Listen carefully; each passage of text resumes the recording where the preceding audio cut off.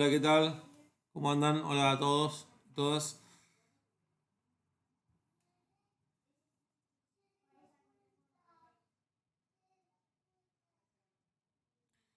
Bueno, ahí arranco en un segundito.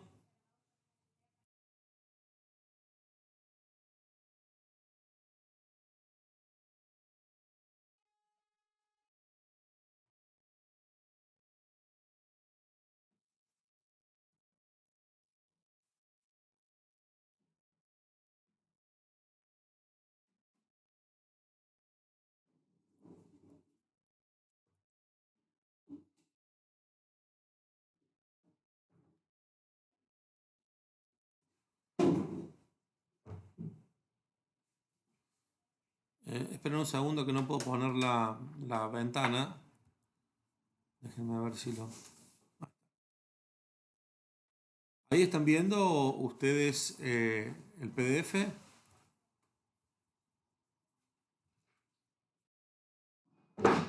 Les agradezco si me confirman. Perfecto, bien. Bueno, em, buenísimo.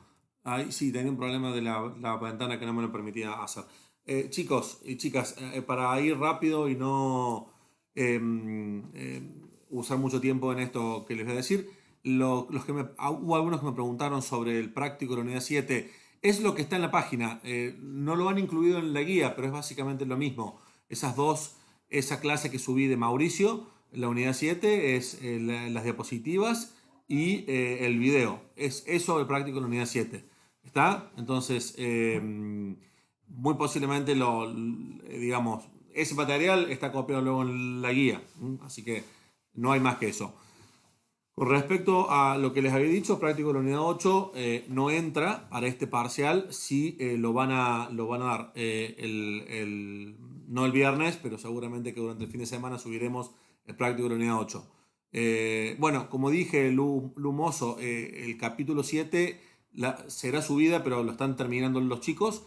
Pero lo que está es, lo que va a estar en la guía es lo que está en las dos, en el material que está en la unidad 7. Así que eh, con eso, digamos, pueden preparar.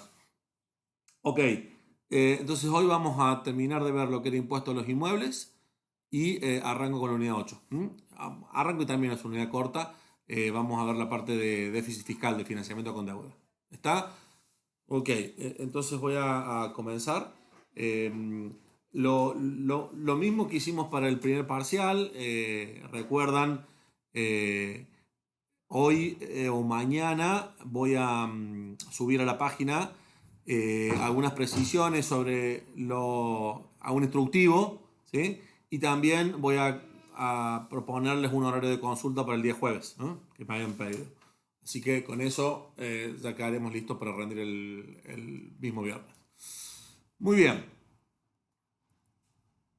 ¿Alguna consulta antes de comenzar puntual con respecto a estas cosas? Puede ser, pero si tienen otra consulta, la estructura va a ser similar a la del primero. No va a haber mucha diferencia. ¿Está? Se van a tener que escribir en algún que otro ensayo y van a tener una cantidad de choice. Creo que en el primer parcial fueron 21 preguntas. De esas 15 eran multiple choice. Así que sí, la estructura no va a ser muy diferente.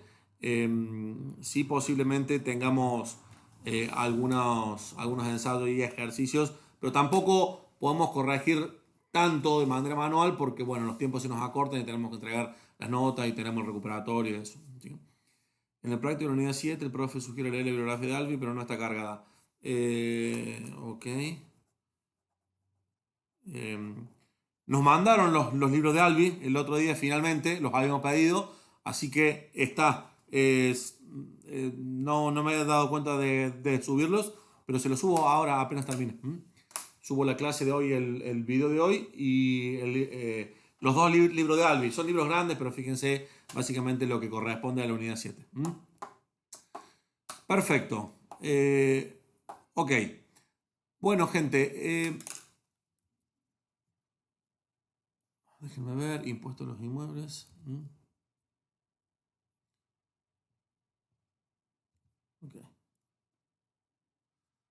En pantalla completa.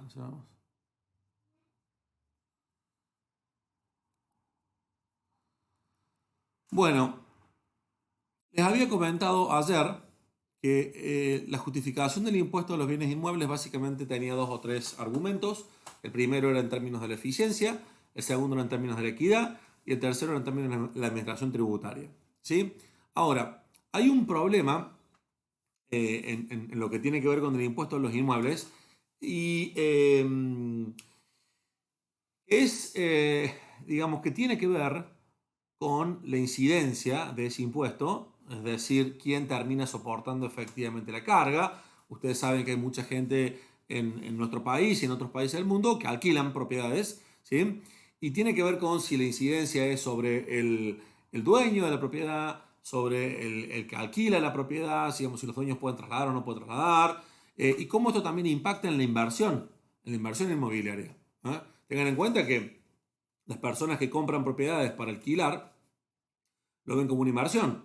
Entonces, si el impuesto va a impactar sobre mi rentabilidad, es decir, sobre si el alquiler que yo cobro me lo voy a tener que comer yo, digamos, como propietario, no lo voy a poder trasladar al inquilino, bueno, eso puede ser un problema y va a afectar negativamente en la oferta de viviendas, ¿sí? Lo cual va a generar efectos sobre el mercado de alquileres y de viviendas. ¿Está? Para ponerles un correlato con lo que está pasando en la práctica, en Argentina actualmente se está discutiendo una nueva ley de alquileres en Buenos Aires y es una ley que hay, digamos,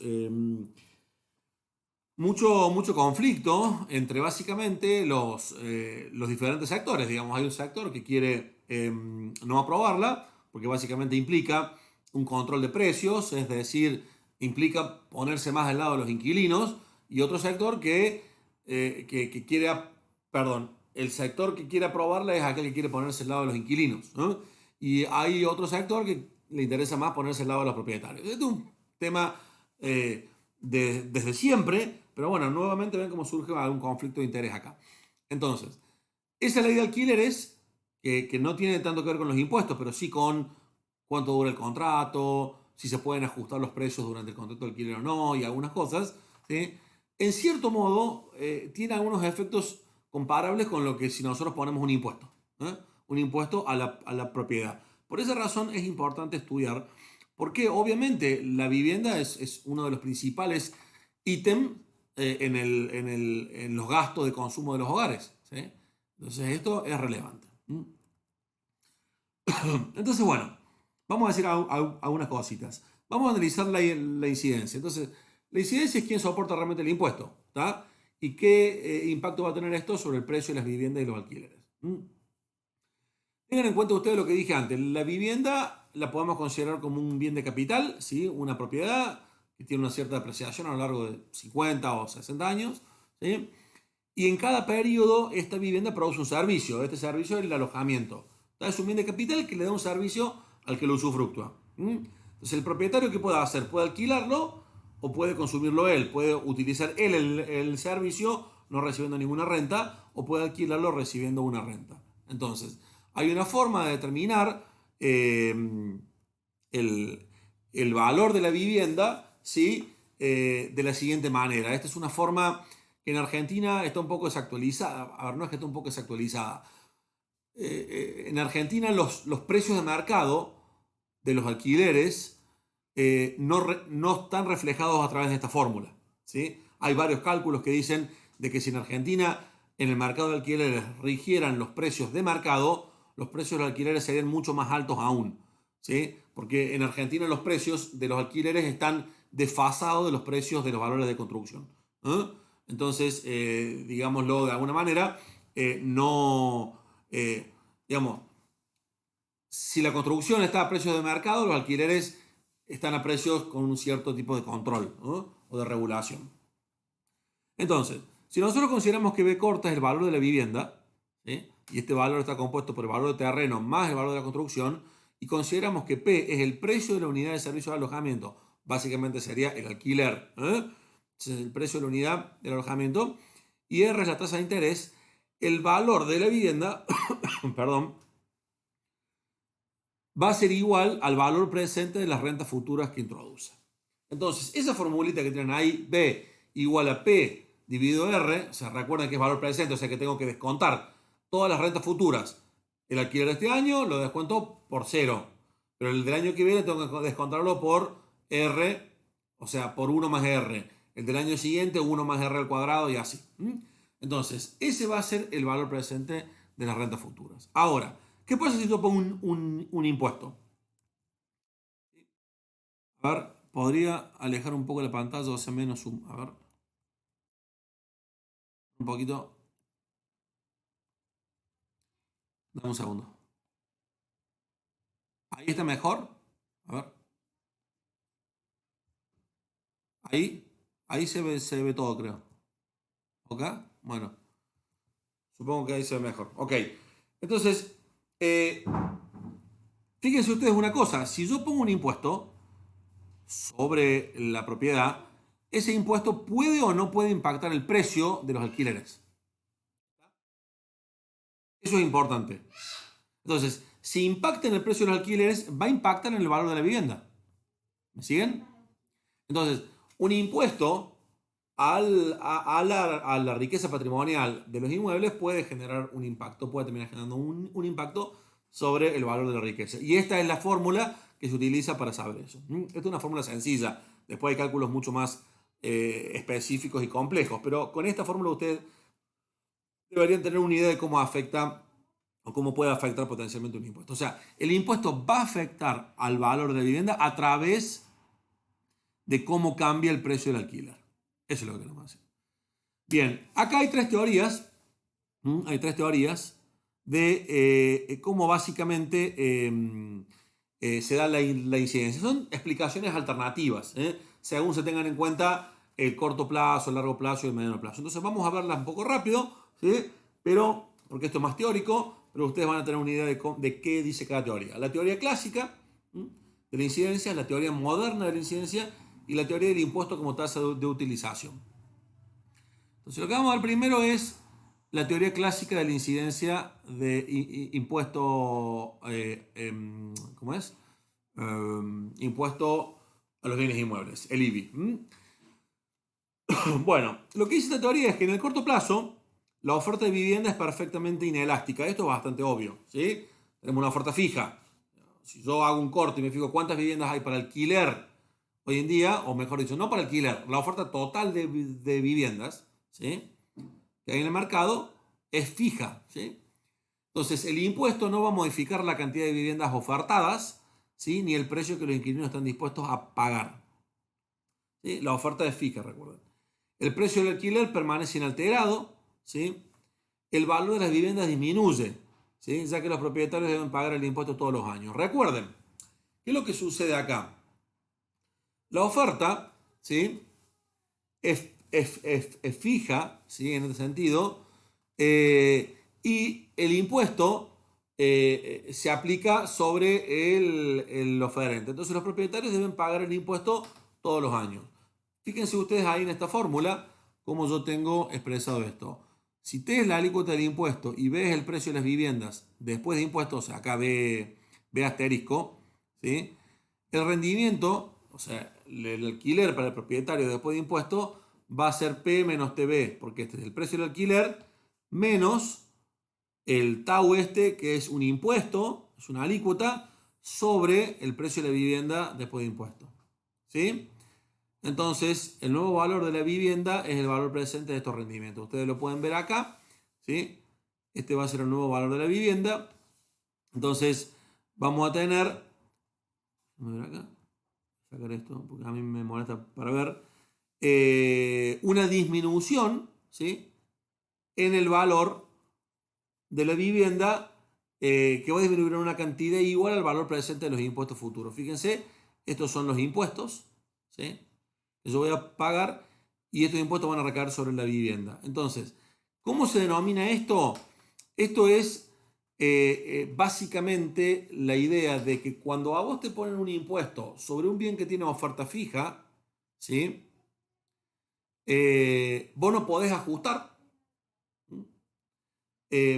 Por lo cual, lo que termina sucediendo es que O sea, vos si tuvieras oferta elástica, ¿qué haces? Sustituís, vendés vivienda y te vas y te compras otra cosa, digamos. En este caso, como la oferta es fija, vos tenés la vivienda, no lo puedes trasladar, entonces se capitaliza en el precio de la vivienda. ¿Sí? En este caso se capitaliza negativamente, ¿está? Eso se llama capitalización. O sea, forma parte del nuevo bien del impuesto. En este sentido, perdón, del nuevo bien después del impuesto. En este sentido, el bien vale menos que antes. O sea, el impuesto que se va a aplicar por los próximos 50 o 100 años va a tener un impacto en el valor presente de la vivienda. Es como que eso va a hacer que todos los valores de la vivienda disminuyan hoy. ¿Sí? Esto es importante y esto es una de las razones por las que se quejan muchas veces los propietarios de las viviendas. ¿Por qué? A ver, lo que pregunta Florencia, ¿por qué disminuiría? Volvete al caso de incidencia de los impuestos extremas. ¿Recordás cuando vos tenías pendientes extremas? Bueno, cuando la oferta es inelástica, ¿qué pasaba? Siempre, y con una demanda normal, el efecto de la incidencia recaía sobre el productor. ¿Sí? El productor no tenía otra que comerse el impuesto y bajar su rentabilidad. En este caso es lo mismo. ¿Mm? Exactamente, como dice Octavio. Ahora, a largo plazo, o sea, esto es a corto plazo, cuando el tipo no puede sustituir. Tenés una cierta cantidad de vivienda y el tipo que tiene la vivienda tiene que quedarse con la vivienda y no puede venderla y con esa plata esquivar el impuesto y evadir la obligación tributaria. Este es el supuesto de bien corto plazo. ¿Qué pasa con esta teoría en el largo plazo? Ahora, en el largo plazo sucede lo siguiente. Suponete que vos pusiste hoy un impuesto como gobierno y la gente, digamos, en el corto plazo los productores no pueden hacer nada, no pueden esquivarlo, no pueden eludirlo. Entonces, ¿qué hacen? Se comen parte del impuesto. Pero con el paso del tiempo, si ellos ven que este impuesto sigue y es permanente, se van a dar cuenta que les ha reducido la rentabilidad de tener viviendas para inversión. ¿Mm? Entonces, los que están pensando en entrar, capaz que no entren, y los que están adentro, en el margen, los tipos que le están dando una rentabilidad cada vez menor por el impuesto, van a pensar en salir. Entonces, si pasa esto, ¿qué vamos a tener? Se va a reducir la oferta de las viviendas, ¿eh? Está claro, vamos a tener menos oferta, va a aumentar el precio de las viviendas, ¿m?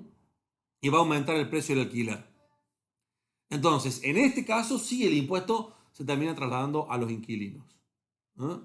Ahora, fíjense lo interesante de esto. Por eso, yo uno de los propósitos que siempre tengo en finanzas públicas, ¿sí? En esta materia, es que ustedes entiendan los efectos de corto y largo plazo. A veces una política que un gobierno la implementa con el argumento de beneficiar a los inquilinos, a largo plazo los termina perjudicando. ¿Mm? No, a largo plazo el valor de la vivienda sí varía. Fíjate que de hecho, cuando vos restringís la oferta, o sea, suponete, de repente hay tipos que estaban pensando en invertir en construcciones, en construir vivienda, y dicen, no, ahora como tengo un impuesto a la propiedad o a los terrenos, no invierto más en viviendas, la invierto en otro tipo de riqueza. Entonces, vos imagínate, la demanda de viviendas crece de una manera gradual. Córdoba aumenta la población y eso hace que aumente la demanda de vivienda, ponerle a un 10%. Si la demanda de vivienda sigue aumentando o permanece estable, digamos, aun cuando permanezca estable, si la oferta se reduce gradualmente, ¿qué va a pasar? Gráfico de oferta y demanda, la oferta se traslada hacia arriba. ¿Y eso qué hace? Disminuye la cantidad de viviendas y aumenta el precio de la vivienda. Ese es el efecto. ¿Mm? ¿Está claro? Entonces, a largo plazo, el individuo lo va a terminar soportando porque va a aumentar el precio de mercado de las viviendas nuevas y también de los alquileres. ¿Mm? Recuerden, recuerden que si aumenta el precio de la vivienda, el precio de mercado de la vivienda, y la tasa de interés se mantiene constante, va a tener que aumentar el alquiler, ¿sí? Por la fórmula que les mostré antes. Entonces, a largo plazo, ¿quiénes son los perjudicados? Los inquilinos, no los propietarios. Bueno, cuando ustedes en los próximos días vean en los medios que se discute la ley de alquileres, acuérdense de lo que les estoy contando, porque en el corto plazo, ¿sí? Posiblemente una medida que luzca atractiva es decir, bueno, pensemos en extender el contrato de alquiler. Pensemos en que no podemos tocar el precio del alquiler por 3 años. Bueno, esto lo que va a hacer es que muchísima gente que está pensando en invertir para tener renta se va a ver más castigada aún, porque hoy en día el inmueble como inversión está rindiendo cada vez menos, entonces no van a seguir invirtiendo en inmuebles y esto va a generar un efecto negativo a mediano y largo plazo. Cuando hablo de largo plazo acá pienso tanto en el largo como en el mediano plazo. La gente deja de invertir y en el largo plazo este efecto se aplica. ¿Ah? Pero de nuevo, bueno, la discusión es, ¿a los políticos les importa el largo plazo? No.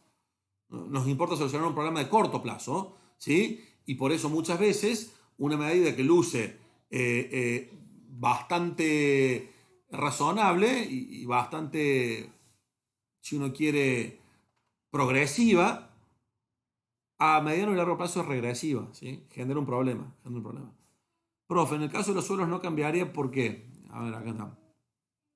Ahí voy. Entonces, la teoría clásica, en síntesis, el IBI lo soportan los propietarios del suelo y los edificios. En el largo plazo, los propietarios de los edificios pueden trasladar a los inquilinos el impuesto. Digamos, los propietarios del suelo es por una razón de la cantidad física, ¿sí? No tenés posibilidad de aumentar la cantidad física sin extender la frontera, digamos, tenés los límites dados. En cambio, las construcciones sí tenés la posibilidad de incrementar la cantidad física, porque construís en una altura en una determinada parcela. En el infinito, pensar en una situación extrema, podés construir 10.000 pisos, y así te aumenta la oferta de viviendas, pero no la oferta de suelo. ¿Está? Bien. Entonces, la teoría clásica es tal vez la más importante de entenderla en este sentido. ¿Por qué? Porque tiene estas dos predicciones muy claras. Una en el corto plazo, una en el largo plazo.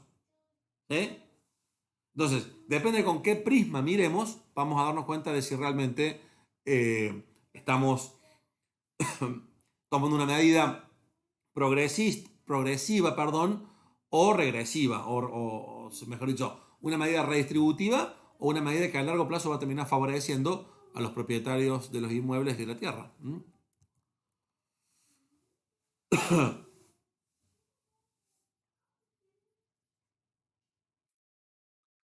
La pregunta que me hace el Auti, a ver, está buena.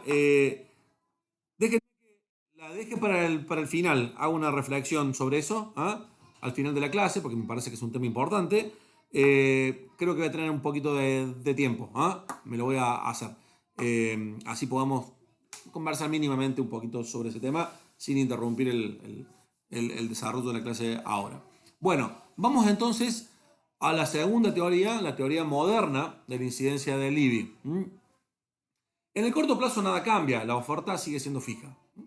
La oferta sigue siendo fija, la oferta de viviendas, por lo cual siguen siendo los mismos resultados. Paga la incidencia, digamos, el propietario de la vivienda y no los inquilinos. A largo plazo, la reducción de capital en la construcción, es decir, hay menos capital en la construcción, va a generar que ese menos capital que se destina al sector de maquinaria, construcciones y vivienda va a aumentar en otros sectores. Se destinará capital, por ejemplo, a construir, no sé, campos para producir alimentos. Entonces, cuando aumenta el capital en algún sector, disminuye la rentabilidad. Esto por la ley de rendimientos decrecientes, ¿sí? La escasez relativa. Entonces, lo que va a suceder, va a caer la renta de todos los propietarios del capital. Este es un efecto de equilibrio general. Acá lo que estamos buscando bien es ver el tema del equilibrio general. Va a caer la rentabilidad de todos los propietarios del capital porque va a aumentar el capital en los otros sectores. La incidencia del impuesto en este caso recae sobre los propietarios del suelo y del capital, pero no sobre los inquilinos. ¿Sí? Entonces fíjense que acá el efecto no es tanto sobre los precios de mercado de las propiedades. ¿Sí? No recae sobre los inquilinos. Entonces, va a aumentar el precio de los alquileres, ¿sí? Pero esto se va a ver compensado por una reducción en el precio de los restantes bienes que usan capital. O sea, esto focaliza en el efecto promedio en la economía. Por eso les hablo de equilibrio general. ¿Va a aumentar el precio de los alquileres? Sí. Ahora, de los alquileres de propiedades, pero de los alquileres de todos los otros bienes de capital cae. ¿Por qué cae? Porque cae la renta acá.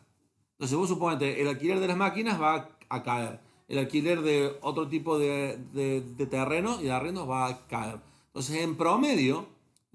En promedio sufre algunos arrendadores de bienes, ¿eh? Y otros se benefician. ¿Mm? Entonces, en el corto plazo, nuevamente, el IBI lo soportan los propietarios del suelo y de los edificios o de las construcciones. En el largo plazo, el IBI recae sobre los propietarios del suelo y del capital. ¿Mm? Entonces, acá aparece un nuevo perjudicado, los propietarios de capital. ¿Sí? ¿Por qué razón? Básicamente por esto que les dije. Cuando el capital se mueve en tres sectores, disminuye la rentabilidad de ese capital en cada sector. O sea, disminuye o aumenta según a ver, no sonó muy claro eso. Cuando el capital se va del sector inmuebles, aumenta la rentabilidad, porque se hace menos el capital ahí. Pero cuando ese capital vuelve a otros sectores, ahí va a caer la rentabilidad. Es una cuestión de escasez relativa de capital con un trabajo dado. Bien. Finalmente, el IBI como tasa de utilización, esta es una de las teorías menos relevantes en general, pero se usa.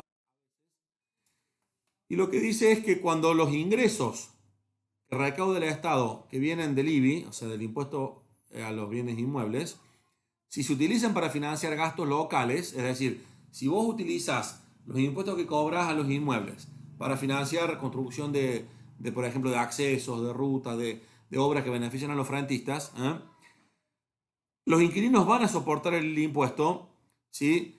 Pero el aumento que se da en los alquileres va a ser el precio por los nuevos servicios. Es decir, hay como una especie de principio del beneficio. Vos pagas un mayor alquiler por el impuesto, pero ese mayor alquiler se justifica por el hecho de que vos tenés mejores y mayores servicios, mejores rutas, mejores accesos y esas cosas. ¿Está? En este sentido, la incidencia es neutra, ¿sí? Porque vos lo que estás pagando es, digámoslo así, es casi un mayor precio por un mejor servicio.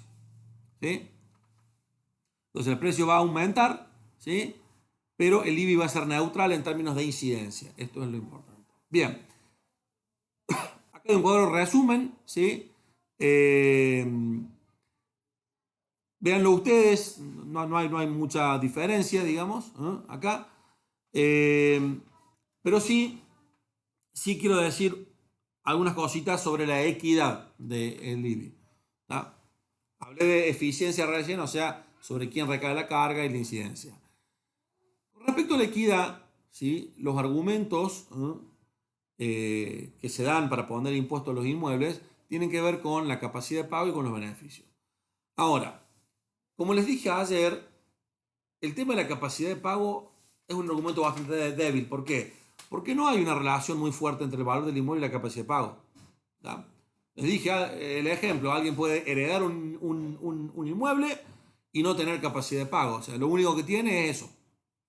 No tiene generación de renta. ¿No? O sea, para pagar el impuesto tiene que vender la propiedad. Digamos. No tiene sentido, digamos. Porque de hecho recuerden que esto contrastaría con los principios de los impuestos, que el bien generador de la obligación impositiva tiene que seguir existiendo y acá no va a seguir existiendo. ¿No? La vivienda es un bien necesario. ¿No? Su demanda es bastante inelástica y obviamente las familias, en general, las familias de menores ingresos destinan más porcentaje de su ingreso a pagar por este bien, que es el alquiler. Por lo tanto, el impuesto no terminaría siendo un impuesto progresivo. ¿Sí? Es bastante cuestionable que el impuesto sea progresivo y redistributivo. ¿Sí? Eso con respecto al principio de la capacidad de pago como justificativo de la equidad. Con respecto al principio del beneficio, ¿sí? Bueno, acá hay varios argumentos. Uno de los más fuertes es que hay una relación débil entre los servicios municipales y el valor del inmueble. Lo que sucede acá es que no está claro que si el gobierno invierte 10 millones en mejorar los accesos, esos 10 millones, ¿sí?, van a ir a impactar directamente en la proporcionalidad del valor de las casas y de los alquileres. ¿Está? Hay muchos factores que hacen que los precios no aumenten en relación a lo que el gobierno invirtió en mejorar los servicios. ¿Está? Suponiendo que el gobierno lo hizo. ¿No? Entonces, en general, en términos de la equidad, el IBI tiende a ser regresivo, ¿sí?, desde la perspectiva de la capacidad de pago, eso seguro. Y desde la perspectiva del beneficio, la relación no es clara, digámoslo así. No es regresivo, pero es bastante difusa en relación a los gastos municipales que se hacen. Finalmente, para terminar, en términos de la administración, recuerda que habíamos visto eficiencia, equidad y ahora el tema de la administración impositiva. En la práctica, a pesar de que yo les dije ayer de que el IBI puede ser bastante identificable porque vos sabes quién construye una propiedad, es visible, sabemos que hay una propiedad y sabemos que se puede pagar por eso. El principal problema de administración del IBI es, creo que lo comenté, el tema de la valoración. Cómo valorar la tierra, cómo valorar los edificios. Más esto, imagínense en un contexto inflacionario. Contexto inflacionario, los precios cambian mucho. En un contexto en que el dólar cambia mucho también, que hay muchos insumos en las propiedades que están en dólares. ¿Cómo hacer para valorar todos los años esto de manera correcta? Es muy difícil y es costoso. Entonces, hay muchas divergencias entre el valor real de la propiedad y su valor fiscal. Y estas diferencias, además, puede que no sean uniformes, como dice ahí. Es decir, puede que hayan aumentado mucho los valores de cierta zona de la ciudad y otros no. ¿Qué sé yo? A ver, el gobierno hizo una obra. El ejemplo ahora es la extensión de la circunvalación. El gobierno extendió la circunvalación. Uy, ¿qué pasó?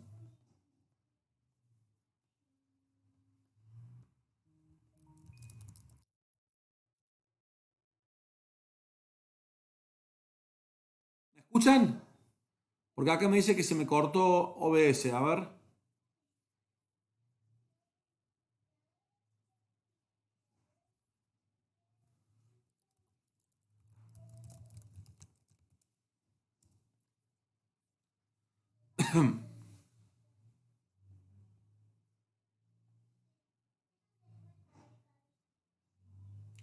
Hola, hola, ¿me están escuchando?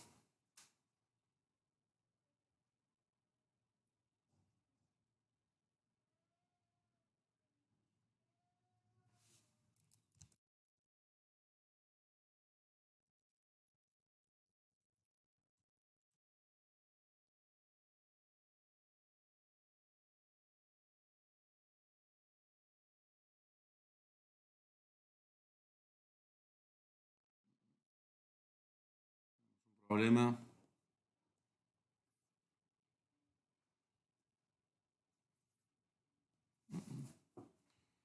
A ver, sigue grabando esto, por lo cual voy a... Déjenme ver si puedo utilizar con datos. Conectarme con datos. Denme un segundo. Eh,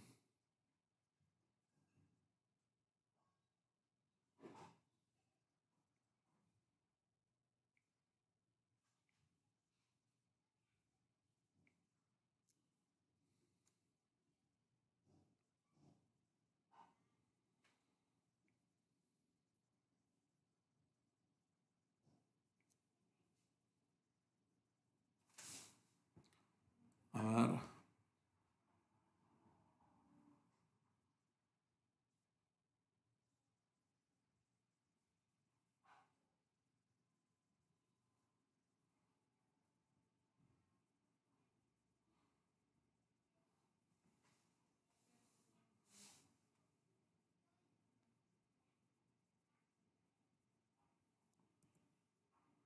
Hola, hola chicos, ¿me están escuchando ahora? Se cortó.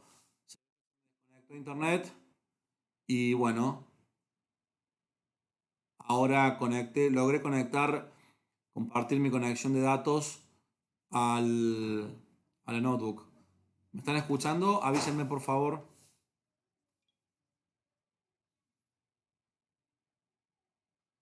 Ok, bueno. esperemos que no se corte. Datos tengo, pero bueno, esperemos que no se corte.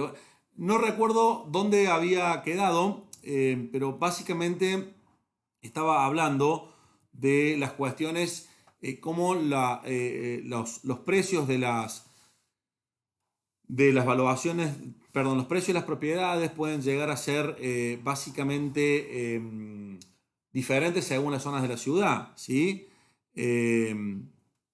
Entonces, en ese caso, lo que nosotros tenemos es que, suponete, el gobierno hizo la circunvalación, ¿sí? Y la circunvalación benefició, completó la circunvalación, benefició a zonas en donde antes no había circunvalación, ¿sí? Y eso, y eso es importante, ¿eh? Entonces, esto lo que tiene que ver con la cuestión de la administración tributaria, ¿sí? Es un tema, es un tema importante. Como no sé bien dónde terminé, chicos, dónde se cortó, la clase ha quedado grabándose, así que les pido que más o menos a los 40 minutos, por ahí, 37, 8, 40 minutos, se fijen luego en el video para terminar de cerrar eso. ¿Ah? Pero quédense que quedó grabada, porque la transmisión se detuvo, pero la grabación no.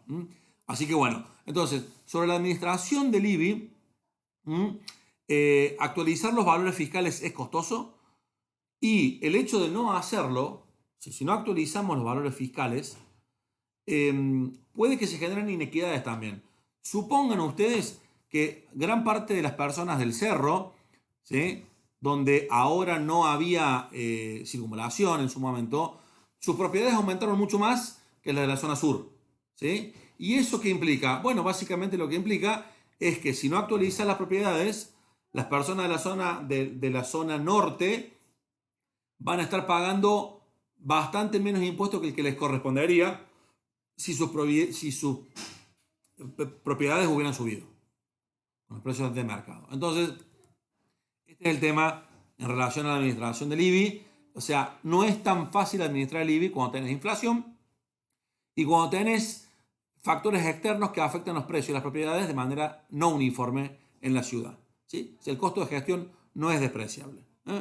Bien, finalmente, el IBI es un impuesto impopular, ¿sí? Las personas no les gusta pagar impuestos sobre la propiedad que usan para vivienda. En general, las propiedades no tienen muchas veces, como les dije, una identificación con los servicios municipales. Un ejemplo es el famoso y conocido argumento zona sur. Yo vivo en la zona sur, les comenté ayer. No tenemos cloacas, no tenemos cloacas, entonces, digamos, y sin embargo, los lotes y las casas en la zona sur tienen el factor de determinación de impuestos de los más altos de toda Córdoba, ¿sí? Entonces, ese es un tremendo argumento para decir, bueno, estamos pagando un impuesto de los más altos de Córdoba y no tenemos servicios esenciales, ¿sí? Que, por ejemplo, estarían justificados en base al principio del beneficio. En este caso, no se justificaría, ¿no? Segundo, hay una disparidad entre la relación de valor fiscal y el valor de mercado, ¿no? Esto en general beneficia a los contribuyentes. ¿Por qué? Porque yo estoy pagando menos impuestos del que debería. Si el impuesto se aplicara con los valores de mercado, todos nosotros tenemos que pagar más impuestos por las propiedades, porque han subido mucho más. Ahora, hay gente que se queja y que te dice, bueno, che, mira, yo pago un impuesto muy alto porque estoy en una zona tradicional de la ciudad, pero todos estos tipos que están en la zona de country o que se han ido a vivir, se han hecho casas impresionantes en esa zona, pagan muchísimo menos. ¿Por qué? Porque todavía no se ha actualizado eso. Entonces, hay un argumento también ahí de decir que no está siendo equitativo el impuesto. Finalmente, es un impuesto muy visible. Es un impuesto visible. Todo el mundo sabe que cuando nos llega la boletita azul o naranja, verde o naranja, ¿sí? No hay forma de que no nos demos cuenta que estamos pagando todos los meses y todos los años un impuesto importante por nuestra propiedad. Y el IBI, además de todo lo que he dicho, no cumple con los criterios de ser un impuesto suficiente, ¿sí? Y de ser flexible. Dos principios. Suficiente es que sea suficiente en términos de la cantidad de gasto que tiene que hacer el Estado. Con este impuesto no alcanza para cubrir gran parte de los gastos provinciales, por ejemplo. Entonces el Estado tiene que recurrir a otros impuestos como ingresos brutos para cubrir gran parte de su recaudación. Y segundo, es un impuesto que no es flexible. Supongan que todos quedamos en recesión, todos quedamos desempleados en este momento. Bueno, si quedamos todos desempleados y no tenemos ingreso, impuesto a las ganancias no pagaríamos. ¿Está? Porque impuesto a las ganancias pagamos por los ingresos que generamos. O sea, ganancias se correlaciona con la marcha de la economía. Este impuesto no, porque a pesar de que no tengamos ingresos, vamos a tener que pagar por tener una propiedad. ¿Está? Entonces, este impuesto, el impuesto a los ingresos a los bienes inmuebles, es un impuesto que se usa y que está disponible en muchos países, sobre todo en países en desarrollo. Los países desarrollados están empezando a dejar de utilizar este impuesto en las estructuras tributarias, porque no tiene mucho atractivo, ni desde la eficiencia, ni desde la equidad, ¿sí? Y tal vez el único es desde la administración tributaria. Con esto, chicos y chicas, cierro lo que quería decir de impuesto a los bienes inmuebles, ¿sí? ¿Tienen alguna pregunta? La pueden hacer ahora. Y si no, voy a dar pie para contarles, bueno, los aspectos teóricos de la unidad 8, ¿sí? Que es importante en términos de que lo veamos, porque además es un tema de debate continuo de la política fiscal en nuestro país, ¿sí? Entonces, hago el cierre de la unidad 7 y voy a, déjenme ver, abrir, creo que se llama clase 9, ¿sí? Clase 9. Están viendo, yo acá cambié de Filmina. Entonces, la unidad 8, ¿sí?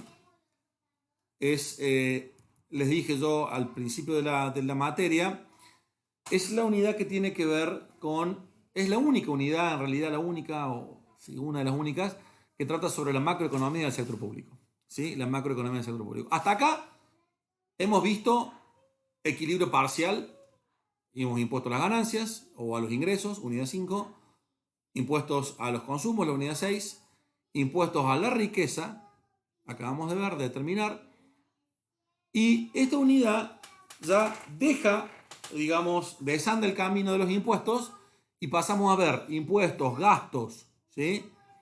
Y fuentes de financiamiento dentro de un contexto de equilibrio general, contexto macro. ¿Está? Antes de arrancar con esto, vamos a plantear estas preguntitas que yo siempre suelo hacer a principio de las unidades, ¿sí? Y algunos de los temas que vamos a ver acá son, por ejemplo, ¿por qué tenemos déficits fiscales permanentes en Argentina? ¿Sí? ¿Y por qué es tan difícil de reducirlos? La respuesta es obvia, gastamos más que lo que nos ingresa, pero hay algunas cosas detrás de eso. Segundo, es lo mismo en términos de efectos macroeconómicos financiar el gasto público con impuestos, con deuda o con emisión monetaria. Esta es una pregunta muy importante, ¿sí? Muy importante en términos de los efectos que esto tiene a corto y largo plazo. Tercero, ¿por qué distintos gobiernos tienen distintas preferencias en relación a cómo financiar su gasto? ¿Sí? Esto, vamos a hablar algo, en general el peronismo en Argentina, acá no voy a hacer ningún juicio de valor, pero esto es lo que suele suceder en la práctica, el peronismo suele financiar el gasto o con deuda, pero fundamentalmente con emisión de dinero. Vamos a ver por qué razones. Mientras que los gobiernos no peronistas tienden a financiar el gasto más con deuda y con impuestos. ¿Eh? Entonces vamos a ver por qué. ¿Qué hay detrás de eso? Hay un tema de economía política.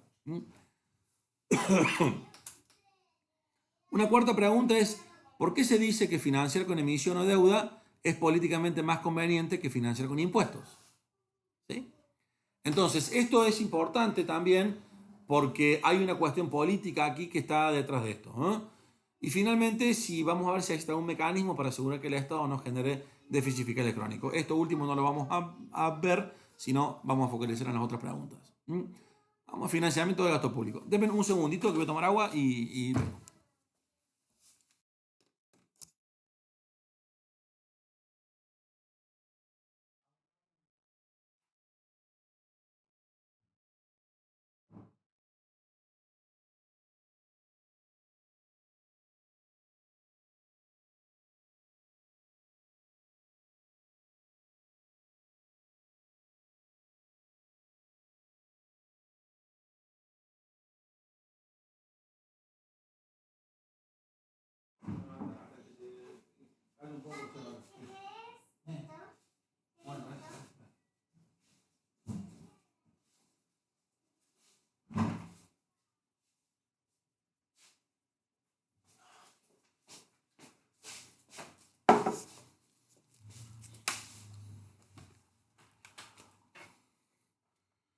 Muy bien. Chicos, entonces, básicamente este filmina es muy importante porque acá lo que hacemos es decir cuáles son las tres formas de financiar el gasto público. ¿Sí? Impuestos, lo que hemos visto hasta ahora. Emisión monetaria. ¿Mm? Lo vamos a ver, pero esto no, la parte de emisión no va a entrar por el parcial. ¿No? Y el uso del crédito público o la deuda pública. Entonces, estas tres formas de financiar el gasto público son de diferente naturaleza, ¿sí? Y provocan diferentes efectos sobre la economía y sobre la restricción presupuestaria. ¿Mm? Cuando los gastos son superiores a lo que recibe en impuestos y otros, ¿eh? Lo que tenemos es un déficit fiscal. Eso es la definición de déficit fiscal y es básicamente lo que vamos a ver que en Argentina ha sido bastante recurrente. Ahora, ¿qué pasa cuando uno quiere reducir un déficit fiscal? Vos tenés un déficit fiscal, ¿sí? Y cuando lo querés reducir, tenés que ver cómo lo reducís. ¿Mm? Tenés que aumentar los ingresos. Entonces podés hacer aumentar impuestos, podés emitir dinero para que el Banco Central le preste al gobierno, digamos, para pagar más gastos, o podés pedir prestado. Podés pedir prestado. ¿A quién le pedís prestado? ¿A tu país o afuera del país? Podés hacer esas tres cosas. Entonces, una vez que surge un déficit fiscal, ¿sí? Esto que les contaba yo, se pueden tomar ciertas medidas para reducirlos. ¿Sí? Ahora, ¿qué es lo que primero tienden a hacer los estados cuando tienen un déficit fiscal? Lo primero y lo más urgente es ver si puedo disminuir el gasto o aumentar los impuestos. ¿Mm?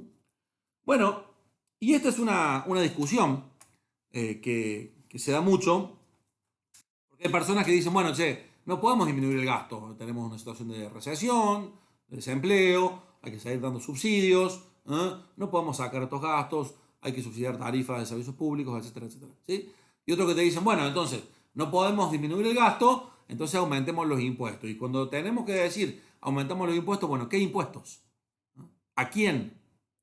¿Cuánto? Son preguntas difíciles de la política. ¿Sí? Todo esto tiene un costo, tiene un impacto, ¿no? En el bolsillo, en las preferencias de las personas, ¿sí?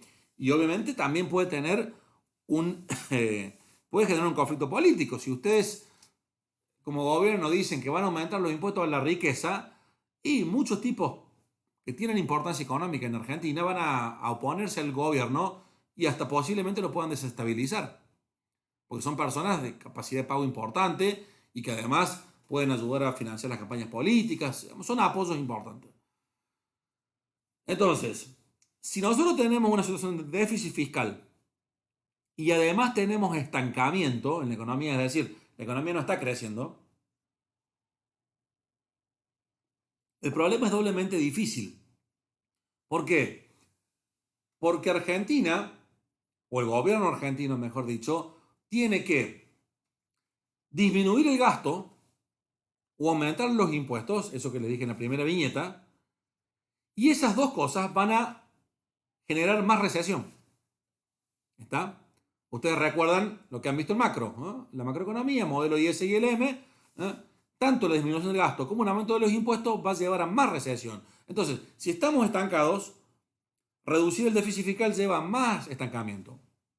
Bueno, y esto es lo que se llama las famosas políticas de austeridad, que muchos dicen, no hay que hacer más políticas de austeridad, porque esto genera más incluso problemas para tiene problemas de recesión. Bueno, entonces, eso es una situación. Tenemos déficit fiscal con estancamiento o con recesión. Si además tenemos déficit fiscal con estancamiento y con inflación, bueno, eso es Argentina. Lamentablemente, digo, uno no le queda otra que tomarlo con cierta curiosidad y con cierta, digamos, simpatía, porque realmente Argentina es casi un caso de libros, ¿eh? En muchos contextos. Argentina tiene hoy el peor de todos los combos, ¿eh? Y adicionalmente atravesando una pandemia. Déficit fiscal alto, no tan elevado como en su momento, pero alto. Va a tener mucho más déficit fiscal a fin de año y el año que viene. Tiene estancamiento, el producto va a caer 8% este año aproximadamente.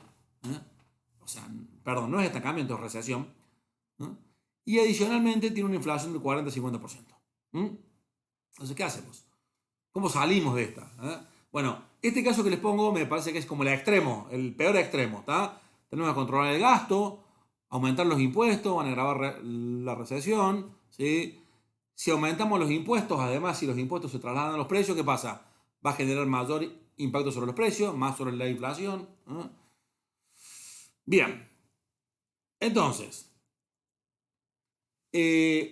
cuando el gobierno tiene este problema, está claro que disminuir el gasto y aumentar los impuestos va a echar más leña al fuego, digámoslo así. Entonces, ¿qué hace el gobierno? Se plantea si no tenemos otra salida. Bueno, las otras salidas son básicamente estas dos, la emisión y el uso del endeudamiento. Y por eso en Argentina, casi siempre que Argentina tiene un alto déficit fiscal y está disminuyendo su ritmo de crecimiento o no está creciendo directamente, ahí es cuando el gobierno dice, bueno, ahora vamos a salvarnos o con la emisión o con el crédito público o con una combinación de ambos. ¿Está? Les quiero mostrar este gráfico, ¿sí? Para que ustedes vean básicamente la historia de nuestro país. Este es el déficit fiscal en Argentina desde el año 1961 al año 2015. Ustedes ven que acá está el cero. O sea, abajo del cero es superávit fiscal. Arriba del cero es déficit fiscal. Es decir, Argentina, salvo en 6 o 7 años, de los últimos casi, les diría, 60, ¿eh?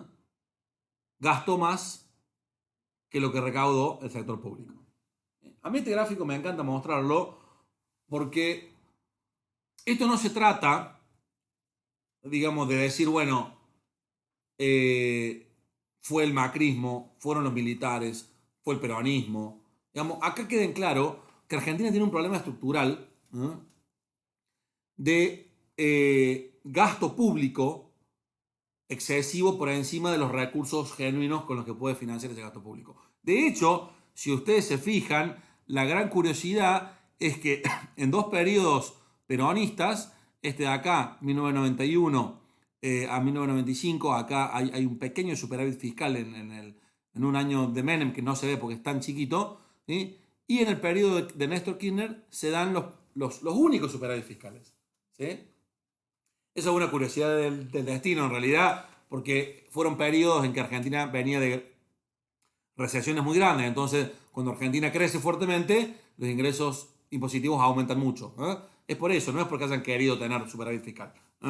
Pero si ustedes se fijan, es básicamente la historia sin fin. No acabamos, ¿no?, con esta estructura de déficit. Entonces, a mí, y esta es una de las cosas que yo les quiero transmitir en el curso, ¿no?, a ustedes, que usen las herramientas que le da los datos, que usen las herramientas que le da la investigación económica, ¿sí? Para poner sobre la mesa los argumentos que uno dice.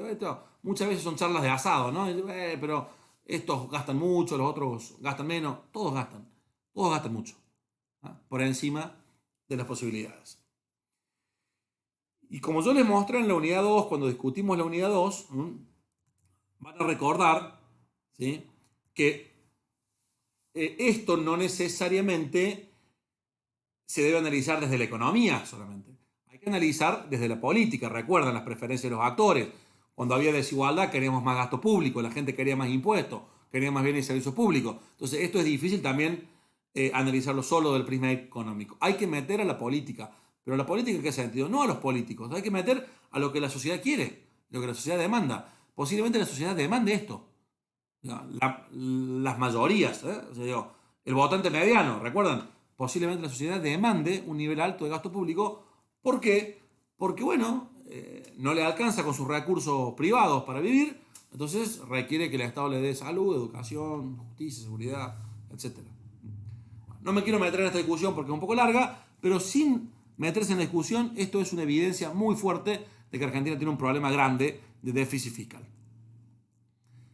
Florencia no los tengo, pero por una cuestión de que no he podido subirlos y actualizarlos.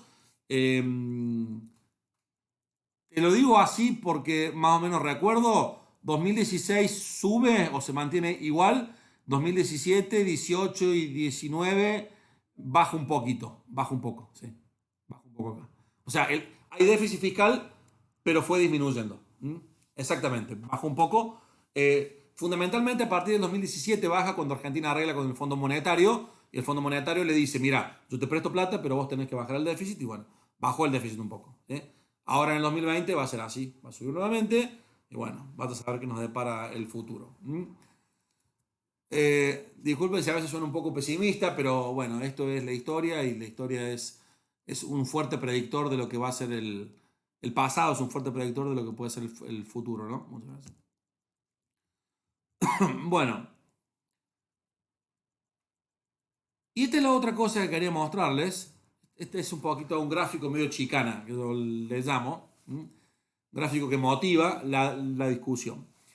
Esta es la cantidad de trabajadores en el Estado entre 1970 y 2015. Son trabajadores nacionales, ¿está? No son los trabajadores en las provincias. Cuando sumamos las trabajadoras en la provincia aumenta mucho esto, pero esta es la cantidad de empleo público nacional. Vieron que por ahí está lleno de ñoquis el Estado, está infectado de gente que cobra y no hace nada. Puede ser que la gente no haga nada, puede ser, no conozco, no voy a opinar un juicio sobre eso porque no conozco, ¿no? Pero fíjense que la media de empleados públicos de nivel nacional en los últimos 40, 50 años no ha variado. Es decir, no es que algún gobierno sistemáticamente se haya encargado de meter ñoquis o trabajadores en el Estado. Si hay ñoquis, siguen siendo los mismos ñoquis que hace 50 años, en términos relativos, la misma cantidad.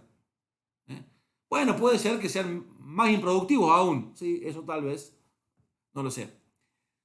Pero este gráfico a mí me resulta interesante en términos de la perspectiva que uno tiene que tener cuando alguien te dice, bueno, hay que reducir, hay que echar trabajadores del Estado para mejorar. Hay dos razones por las cuales ese argumento hace bastante agua. Primero, son relativamente pocos en términos de lo que se suele decir, 2 millones, 3 millones. Son trabajadores del Estado Nacional. Y segundo, yo les mostré, cuando vimos presupuesto, que en términos presupuestarios esto es un 7, un 6, un 8% de todo el gasto total. Es decir, no es la parte más significativa. ¿eh? Si ustedes quieren abonar a los argumentos que por ahí se dicen desde los partidos libertarios y que te dicen, bueno, hay que echar trabajadores, en realidad lo que hay que decirle a esos partidos libertarios es, miren, si ustedes quieren reducir el tamaño de los gastos del Estado, no hace falta echar a 700.000 personas del Estado, ¿no? Sino que hace falta reducir las jubilaciones. Porque las jubilaciones sí son una de las partes más importantes del gasto del Estado. Yo les había mostrado, pensiones y transferencias son alrededor del 28-30%. ¿Está? Pero nadie va a decir que hay que reducir las jubilaciones. Pero si queremos ver efectos sustanciales, hay que ir ahí. Esto, sí, si vos bajas estos gastos, vas a lograr ahorrar algo de dinero. Pero no es la parte sustancial, no es la parte más significativa. Bueno, por eso yo le daba un poquito gráfico chicana a este, porque es para motivar un poco de discusión, de debate. Véanlo después ustedes y bueno, saquen sus propias conclusiones, ¿no? Pero fíjense que esto atravesó un modelo de convertibilidad, donde el Estado se redujo bastante, y luego tenemos modelos que no fueron de ajuste del Estado. Este fue el principal ajuste del Estado en Argentina en los años 90, ¿sí? Después fue creciendo y hoy en día debemos estar en niveles similares.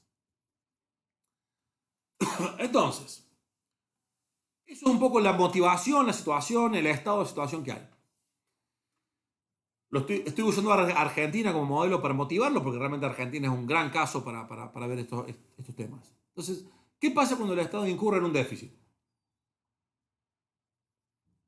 Bueno, pasa casi lo mismo, por eso hago hincapié en el casi, que cuando cualquiera de ustedes se endeuda. O sea, cuando cualquiera de ustedes gasta más de lo que le ingresa. No cuando se endeuda, sino que gasta más de lo que se endeuda. Cuando vos gastas más de lo que te ingresa, ¿qué tenés que hacer? Pedir un crédito, ¿no? O pedir un descubierto, pedir que alguien te financie ese resto. Entonces, el Estado hace casi lo mismo en el sentido que lo que hace es recurrir a pedir un préstamo, a endeudarse.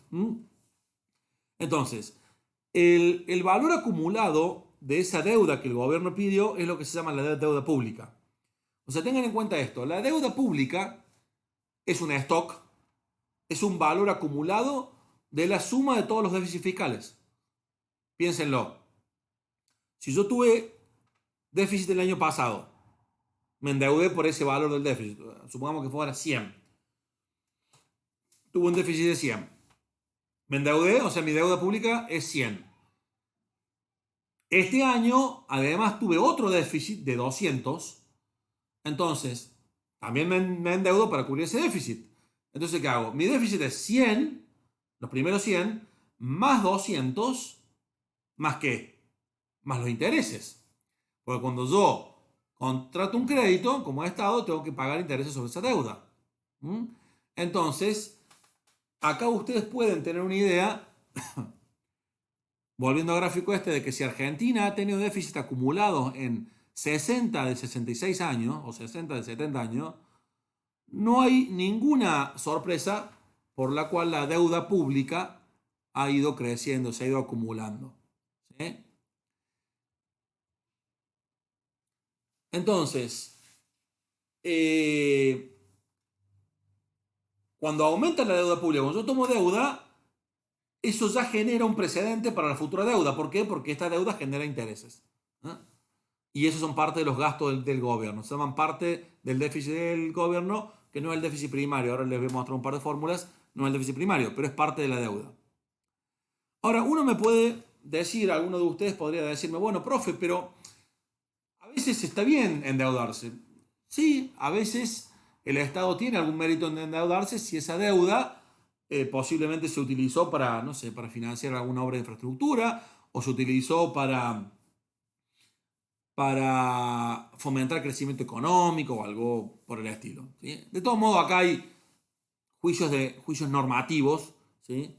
Que habría que hacer y no me quiero meter mucho ahí. Pero en algunas situaciones puede ser que el endeudamiento genere más posibilidades de crecimiento a futuro y eso creo que nadie estaría de acuerdo en que está bueno hacerlo.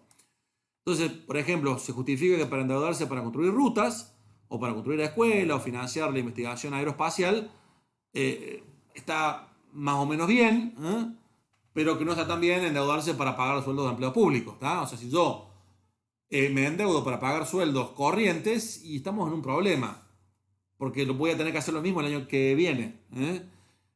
O si yo me endeudo para, por ejemplo, para pagar una deuda. En Argentina es muy común que un gobierno se endeude para pagar una deuda. ¿Sí? Bueno, eso en general puede estar bien o mal dependiendo de a qué tasa tomaste la nueva deuda. Digamos, suponete que vos tenés una deuda de 100.000 y que estaba a una tasa de interés del 5 y vos tomaste nueva deuda a una tasa del 10 y con esa nueva deuda pagaste la deuda que estaba a la tasa del 5. Hiciste el negocio de los pelones. ¿Eh? Porque realmente el negocio bueno hubiera sido que vos pidieras plata a una tasa más baja que la de 5 para repagar esa deuda. Recuerden que la tasa más alta implica intereses más altos. O sea, una bola de nieve más grande. A ver, había algunas preguntas ahí.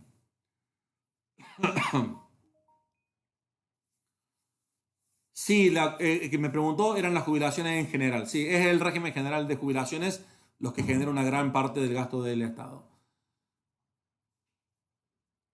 Sí, claro, y está más o menos en esa misma línea lo que decís vos, lo que yo argumentaba. El tema de impuesto a las ganancias a los políticos, si tiene alguna incidencia significativa en el gasto o no lo modificaría tanto. Mira, Pablo, hace un tiempo vi los números. no era tan grande el impacto. O sea, obviamente que todo suma, si uno dice todo suma, pero si se modifica algo ahí, el efecto es más simbólico que sustantivo, que significativo. ¿Está? Yo creo que habría que hacerlo, personalmente, pero no resolvería el problema. ¿Mm?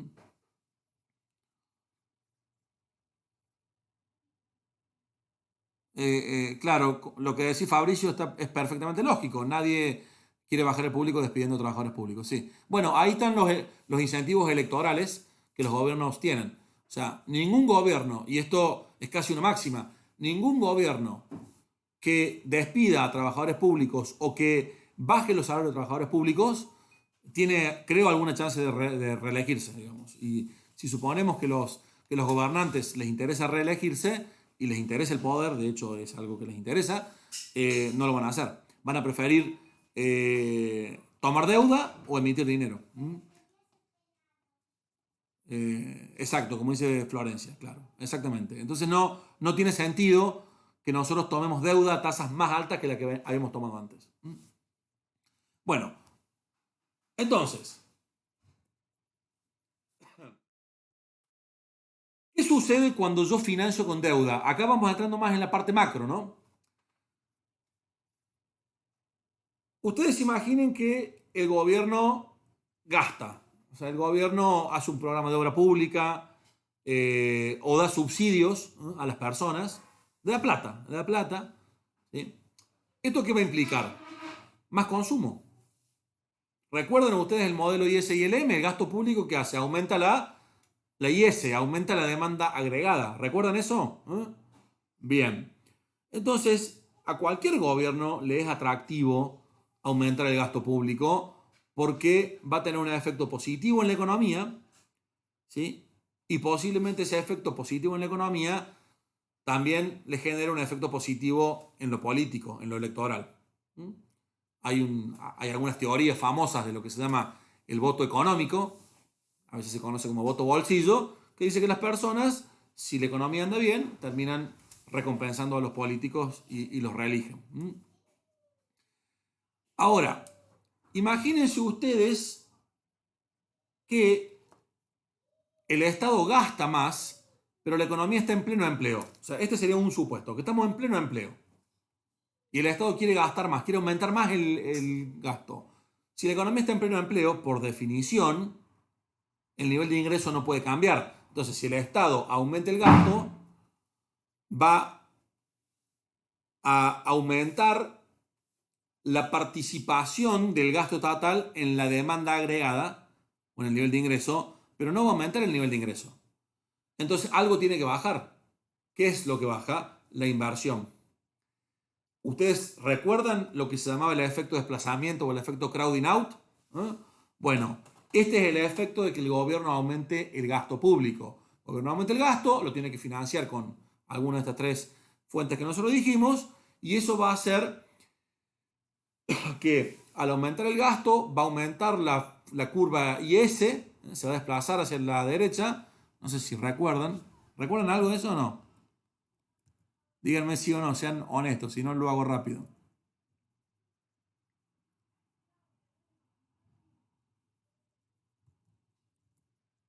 Bien, hay algunos que no quieren recordar, ¿eh? Hay algunos que quieren dejar en el pasado esos modelos.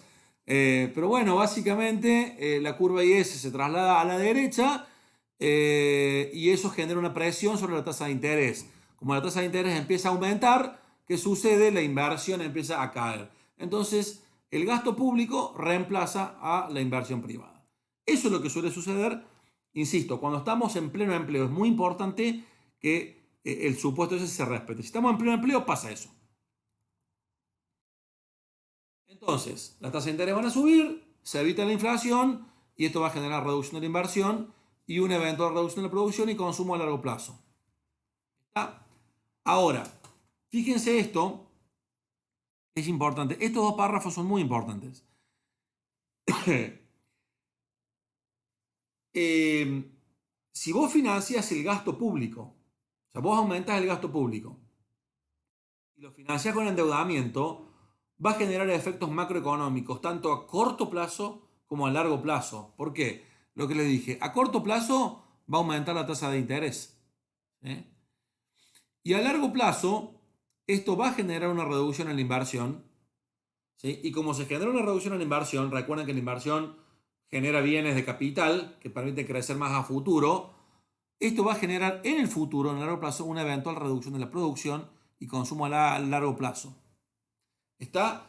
O sea que una medida tan por ahí, de alguna manera, tan poco, no me sale la palabra, hoy estoy medio duro con las palabras, una medida que no, aparentemente que no sería dañina. Fíjense, en el corto plazo, bueno, uno podría decir, che, bueno, el Estado gasta más, el sector privado gasta menos. Está bien, listo, las empresas invierten menos. Pero esto tiene efectos a largo plazo. ¿Sí? Tiene efectos a largo plazo porque va a reducir las posibilidades de producción y consumo futuro de la economía. ¿Qué supuesto estoy haciendo acá? A ver si alguien me lo dice. Estoy haciendo un supuesto fuerte, un supuesto importante. Que lo que el Estado gasta, el gasto público del Estado, no tiene productividad. ¿Está? Que no tiene impacto sobre las posibilidades de crecimiento en la economía. Es un supuesto fuerte, te lo pueden discutir. Alguien te puede decir, bueno, vos estás suponiendo que el Estado que el gasto del Estado no es eficiente. Bueno, los dejo a cada uno de ustedes que decida si eso es así o no, pero sí les digo que ese sería el supuesto. Entonces, a largo plazo se te va a reducir las posibilidades de consumo y las posibilidades de crecimiento en la economía. Entonces, eso va a generar, sí, chicos, a corto plazo aumenta la tasa de interés. ¿Sí? La tasa de interés aumenta a corto plazo. Recuerda que estamos partiendo del supuesto que hay pleno empleo. ¿Está? Pero la tasa de interés cuando aumenta genera una baja en la inversión. Hoy. Y esa baja en la inversión va a tener impactos a futuro. ¿Está? Esa es la cadena de causalidad. Entonces, esto, chicos, es muy importante en términos de entenderlo, ¿no? De entender que, ya lo vamos a explicar un poquito más ahora, pero entender que financiar el gasto público con deuda, ¿sí? Implica ciertos efectos. De hecho, ustedes, fíjense esto, si decimos que el Estado tiene que endeudarse, ¿ustedes recuerdan? A ver, lo voy a poner acá. Ustedes recuerdan esto, ¿no? Recuerdan I igual a C sub 0, ¿sí? Más C por I menos T, ¿sí? ¿Recuerdan la ecuación esa? Bien. Bueno, esa es una ecuación que me decía que si yo aumento los impuestos, baja el ingreso disponible, ¿está? Y va a bajar el consumo. Bueno, acá el Estado no estaría aumentando los impuestos. Acá el Estado no estaría aumentando los impuestos. O sea, que el consumo, ¿sí? No bajaría vía un aumento del impuesto. Ahora, ¿qué está haciendo el Estado? Vos imagínate lo siguiente. Si el ingreso no baja, ¿sí? Y el consumo no se modifica, porque no se modifican los impuestos, ¿eh? Entonces el ahorro tampoco se modifica. El ingreso no baja, el consumo no se modifica, por lo tanto el ahorro no se modifica. ¿Está? Pero ustedes piensen lo siguiente.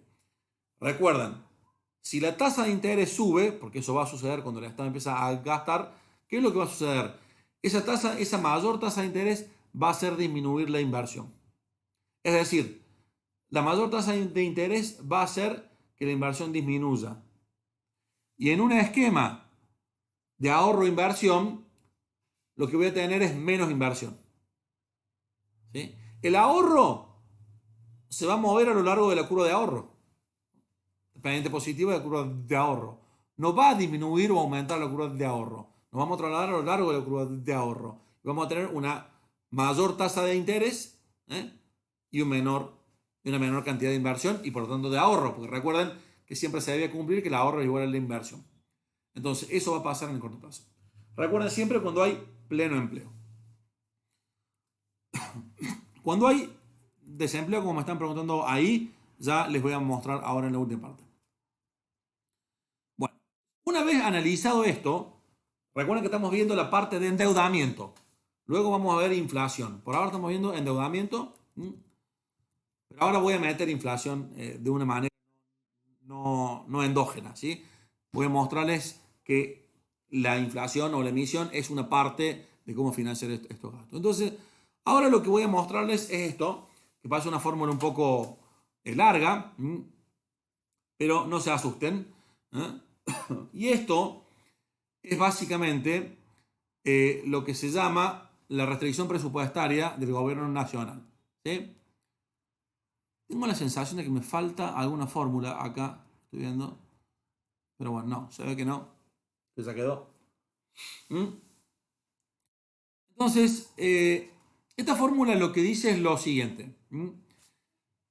El primer elemento de sub T es el déficit fiscal primario del gobierno. Esto se puede, el déficit fiscal es esto, chicos. D sub T es igual a G sub T menos T sub T. ¿Está?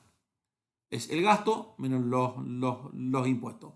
Suponemos que es un déficit, por lo tanto el gasto es mayor a los impuestos. ¿Está? Entonces, esto es el déficit fiscal del año T. ¿Qué es esto de acá? RT-1 por BT-1. Bueno, B larga, vamos a poner acá, B sub T, es el valor, ¿no?, de los bonos del gobierno. O sea, le vamos a poner valor, deuda, gobierno, en manos privadas. Si bien está acá, lo quiero poner ahí para mostrarles algo. R sub T es la tasa de interés. R sub T, recuerden siempre, R es la tasa. Entonces, esto es lo que está diciendo este término de acá, es la deuda, ¿sí?, que tenía el gobierno con el sector privado. Esta es la cantidad de deuda de plata que el gobierno le pidió al sector privado. Y esta es la tasa de interés que tiene que pagarle. ¿Está? Hagan de cuenta que esto es 100.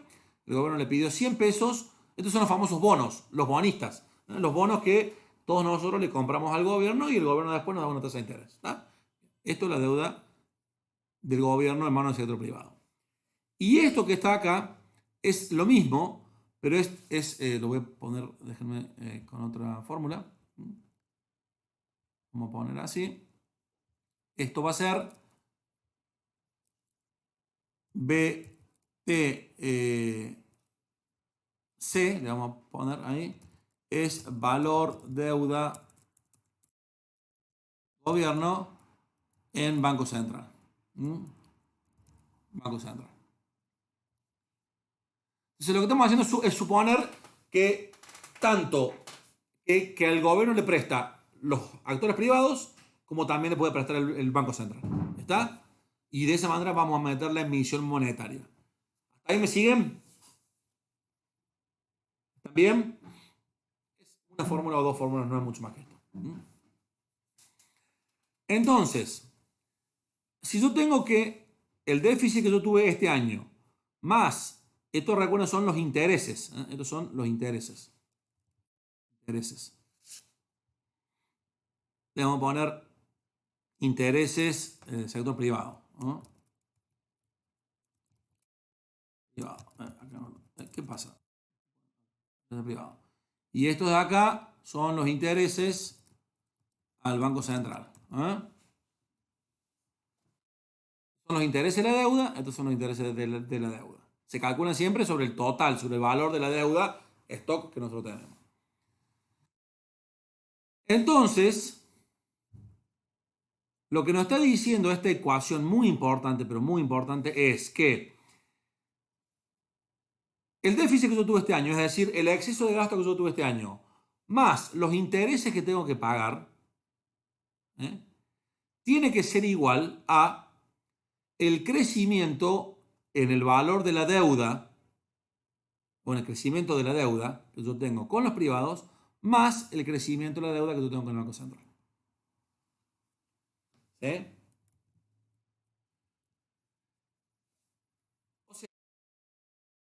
Del lado izquierdo lo que yo tengo vendrían a ser mis necesidades de financiamiento. Esto es lo que el Estado tiene que salir a buscar de plata. Y del lado derecho es cuáles son las fuentes de obtener esa plata. ¿Cuáles son las fuentes de obtener esa plata? Fíjense, ¿cuáles son las fuentes de obtener esa plata? Pedirle plata, más deuda, o sea, tomar más deuda del sector privado, emitir LEVAX, bueno, LEVAX no serían, emitir bonos, un BODEN, algún bono del gobierno, o emitir LEVAX, LELIX y todas esas cosas que están acá. Y fíjense que esto es nueva deuda, ¿eh? Esto es los bonos que yo emito en este año, menos los bonos que emití el año pasado. Esto es los bonos que emitió el Central este año, menos los bonos que emitió el Central el año pasado. Si esto es positivo, BT menos BT menos 1 es positivo, es porque aumentó la deuda con el sector privado. Y si esto es positivo, es porque aumentó la deuda con el Banco Central. Si entendieron esa ecuación, lo otro que viene es fácil.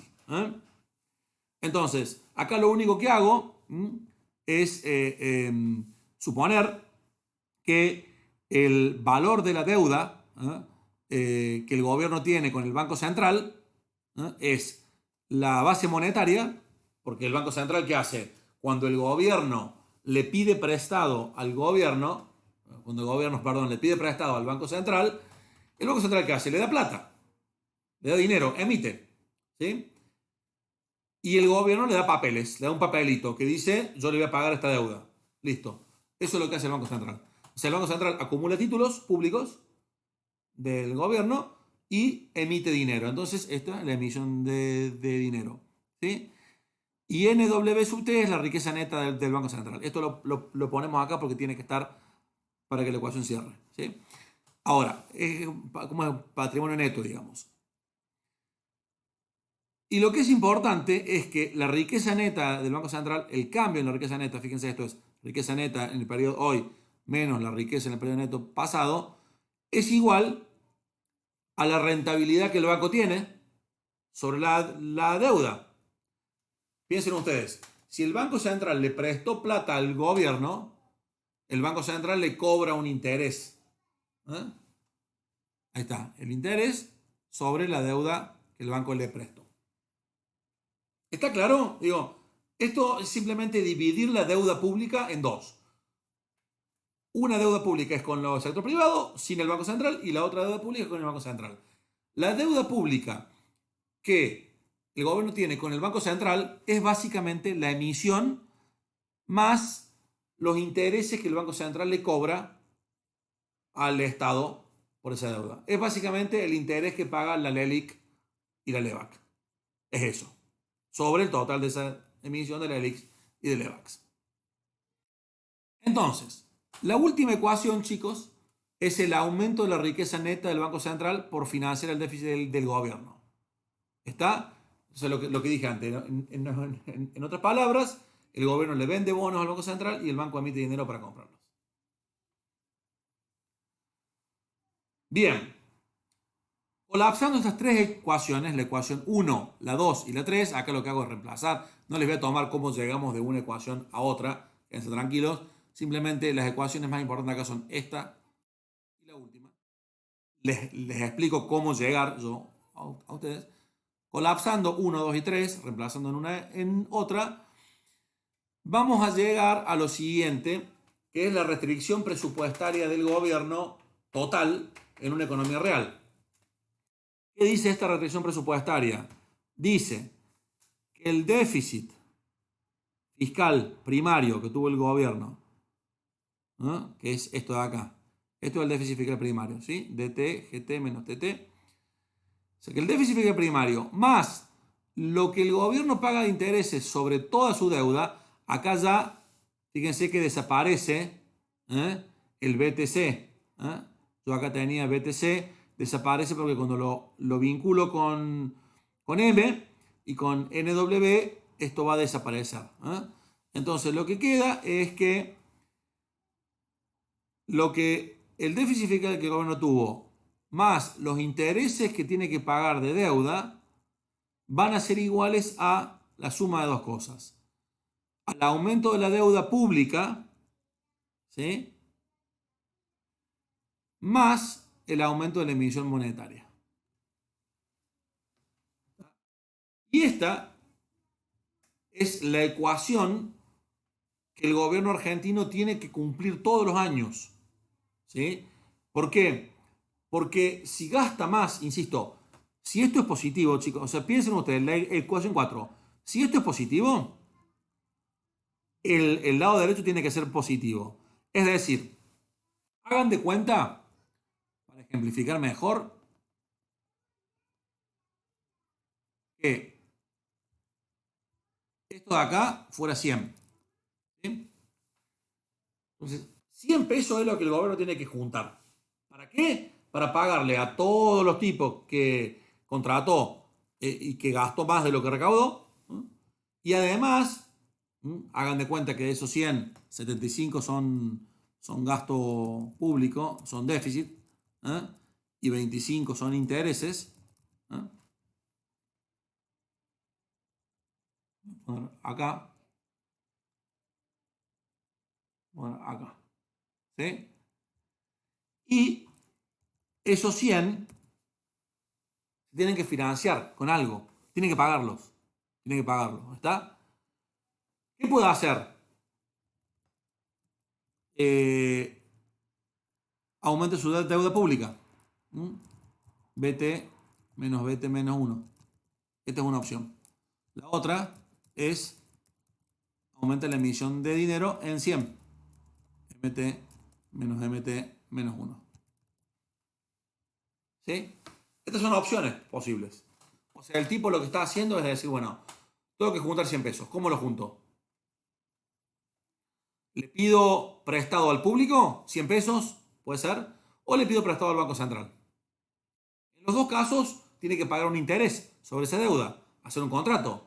¿Está? Bueno, cuando yo hablo de pedirle al público, ¿eh? Esto de acá, el primer término del lado derecho, este público puede ser interno o externo, es decir, puede ser argentinos o pueden ser gente del exterior. Estos son los famosos bonistas. Puede haber bonos buitre acá, fondo buitre, ¿está? Esto es deuda privada, o sea, es deuda que el sector público tiene con inversores privados, con empresas, con bancos, con personas. Y esto es la deuda que el gobierno tiene con el Banco Central, que en realidad es la emisión monetaria. Entonces, esta ecuación, esta restricción presupuestaria es muy importante porque incluye todo la restricción presupuestaria del gobierno y es la restricción presupuestaria real. ¿Sí? El gobierno tiene que cumplir esta ecuación todos los años.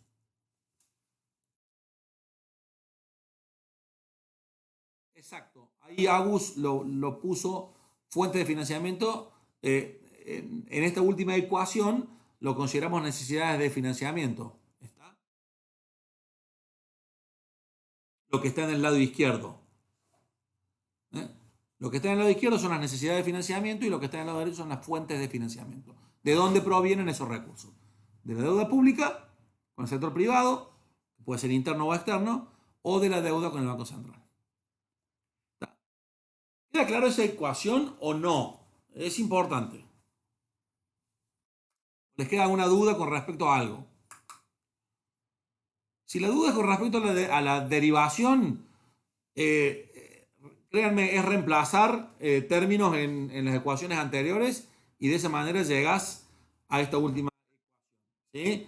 Quiero hacer foco en la última ecuación porque esta ecuación, si ustedes la tienen en claro, si la conocen, les va a permitir tener una idea de por qué el gobierno está haciendo lo que hace. Por ejemplo, ahora, en la pandemia, el gobierno está aumentando su déficit público. Está gastando mucho, más de los impuestos que tiene. La deuda y los intereses de la deuda siguen más o menos estables. Esto no está aumentando en gran medida, pero el déficit sí. Entonces, como el déficit aumenta, ¿qué está haciendo el gobierno? O tiene que aumentar la deuda, que no puede. En general, ustedes saben que el gobierno hoy no puede emitir deuda a nivel internacional, nadie le presta. Deuda en dólares es imposible. Deuda en dólares es imposible. ¿Podría emitir deuda en pesos? Sí, pero es poca plata, son chauchas, digamos. Entonces, sí, el gobierno está emitiendo algunos bonos en pesos y algunas personas compran esos bonos. Pero básicamente lo que está haciendo el gobierno es aumentando esto, aumentando la cantidad de dinero. Sí, yo no voy a juzgar, decir si está bien o está mal. El gobierno lo tiene que hacer porque no le queda otra para aumentar ese gasto, para financiar ese gasto. ¿Está? Si ustedes van 3 o 4 años atrás, cuando Macri asume, para decirles que esta ecuación se aplica a cualquier periodo, cuando Macri asume, Macri también aumenta el déficit. Aumentó mucho el déficit Macri porque los primeros años gastó mucha plata para consolidar poder, para expandió la asignación por hijo, hizo varias cosas que implicaron gasto social. Entonces, ¿qué hizo Macri? Como quería bajar la inflación, esa fue su premisa de gobierno, esto de acá, MT sobre MT-1, no variaba. O sea, Macri no quería aumentar la cantidad de dinero en la economía. De hecho, los primeros periodos, no recuerdo si meses, la emisión monetaria no aumentó. No aumentó. Todo provino de la deuda. Ustedes recuerdan el famoso tema, Macri empezó a aumentar la deuda, la deuda, la deuda. Entonces, bueno, los gobiernos tienden a usar estas dos fuentes de financiamiento, la deuda pública y la emisión monetaria, ya sea de manera exclusiva o de manera combinada. En algunos casos, por ejemplo, el gobierno de Fernández hoy está combinando. Toma algo de deuda pública en el sector argentino y la gran mayoría es emisión monetaria. Macri tuvo primero, en la primera parte de su periodo aumentó mucho la deuda, la emisión no cambió, pero en la segunda parte de su periodo la deuda disminuyó mucho y la emisión aumentó. ¿Sí? Pero fíjense, el problema no es cuál fuente de financiamiento usamos, el problema es que el lado izquierdo sube todos los años. ¿Está? El lado izquierdo de esa ecuación, o sea, la necesidad de financiamiento todos los años es positivo.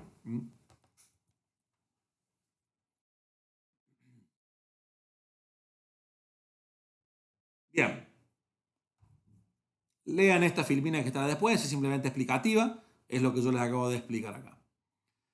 Bueno, el último tema que quiero tocar hoy, ¿sí?, es esto de acá.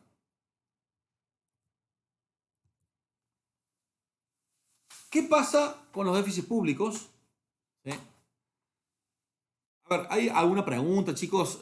Antes de que toque este último tema, son 3 o 4 filminas que creo que lo van a entender bien. ¿Tienen alguna pregunta? Me la hacen.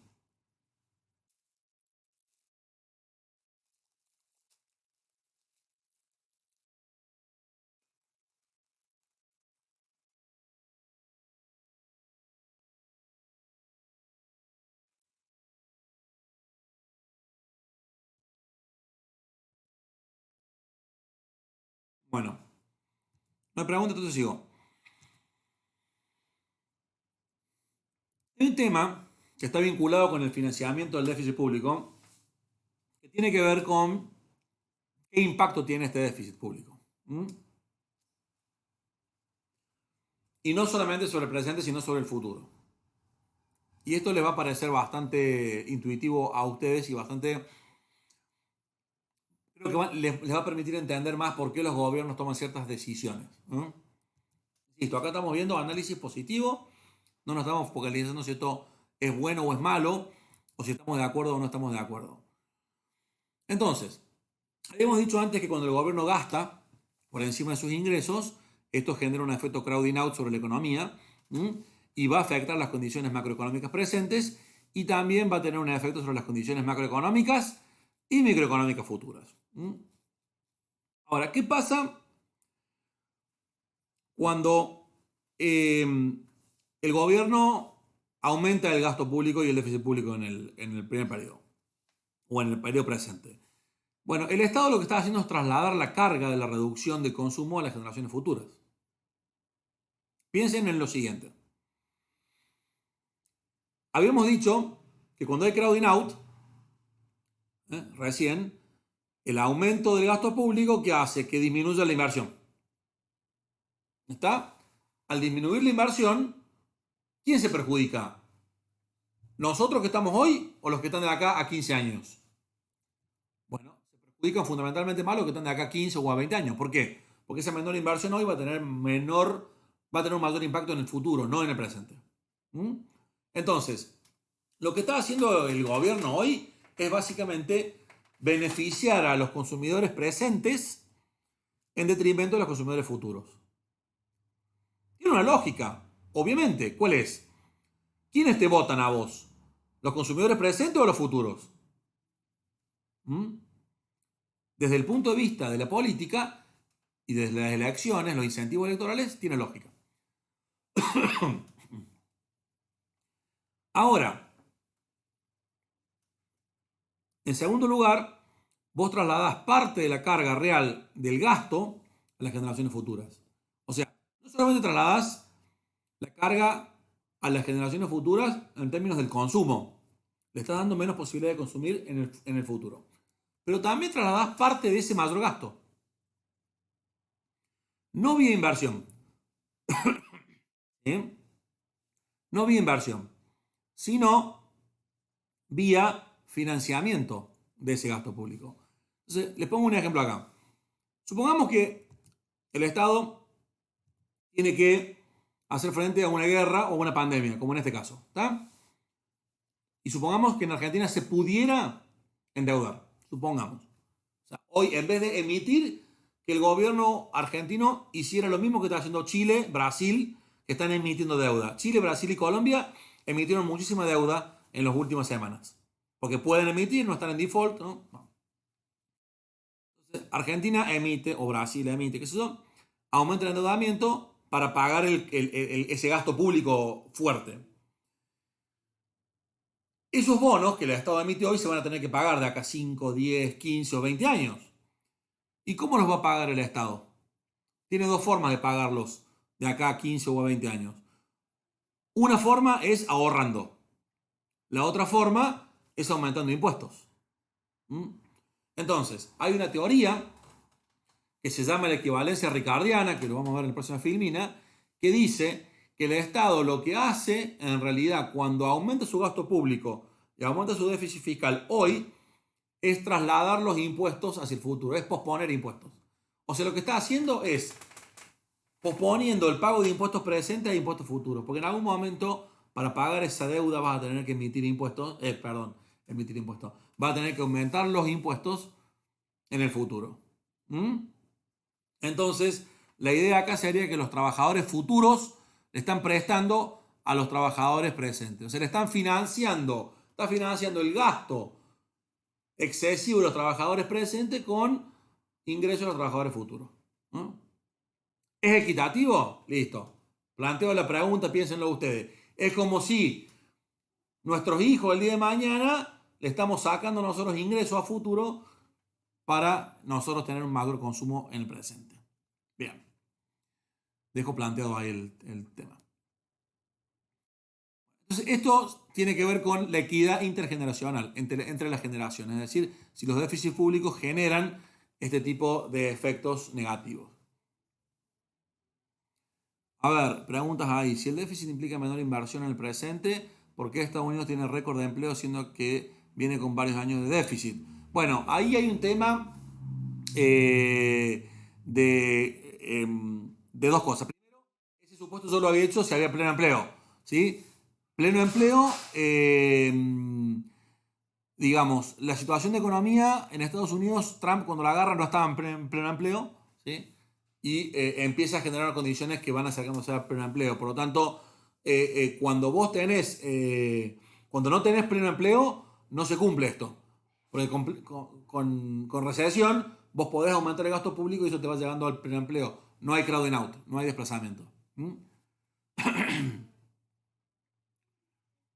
¿Está claro? Eso quería comentarlo. Y segundo, lo que dice Clary, sí, es como que lo vas pateando. Exacto. Y eventualmente el otro que viene lo va pateando y lo va pateando y lo va pateando. Entonces, como los gobiernos no tienen fecha de vencimiento, el gobierno no es como una familia, como una persona que en algún momento se muere y esas deudas pasan a alguien. En el caso de los gobiernos, bueno, esas deudas pasan a los gobiernos futuros. ¿No? Bien.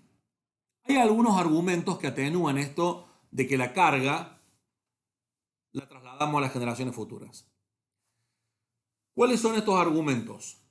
El primero es uno que dice que la deuda en realidad no importa porque nos la debemos a nosotros mismos. Es como la forma sencilla de ponerlo. O sea, en última instancia, la deuda que tiene una sociedad la terminamos pagando todos. No importa si es presente o si es futuro. Bueno, este argumento tiene un problema, o varios problemas. En primer lugar, la deuda afecta a la inversión. Lo he mostrado recién. Dije, si vos aumentas la deuda pública por el déficit público, te va a generar un efecto en inversión presente. Entonces, ojo con ese argumento, porque no es sin ningún costo aumentar la deuda. Tenés un costo. Segundo, la deuda no siempre es interna. Esto se lo he mencionado antes. La deuda, el país se puede endeudar con el exterior. Entonces, si vos te endeudas con el exterior, las condiciones de endeudamiento con el exterior no las pones vos, y las condiciones del exterior implica tipo de cambio, implica una moneda diferente. Si el tipo de cambio se dispara, tu deuda se dispara y el efecto sobre las generaciones futuras va a ser mucho mayor, mucho mayor. Si hay devaluación y esas cosas. Y finalmente, para pagar intereses de la deuda, necesitas más impuestos y además más altos.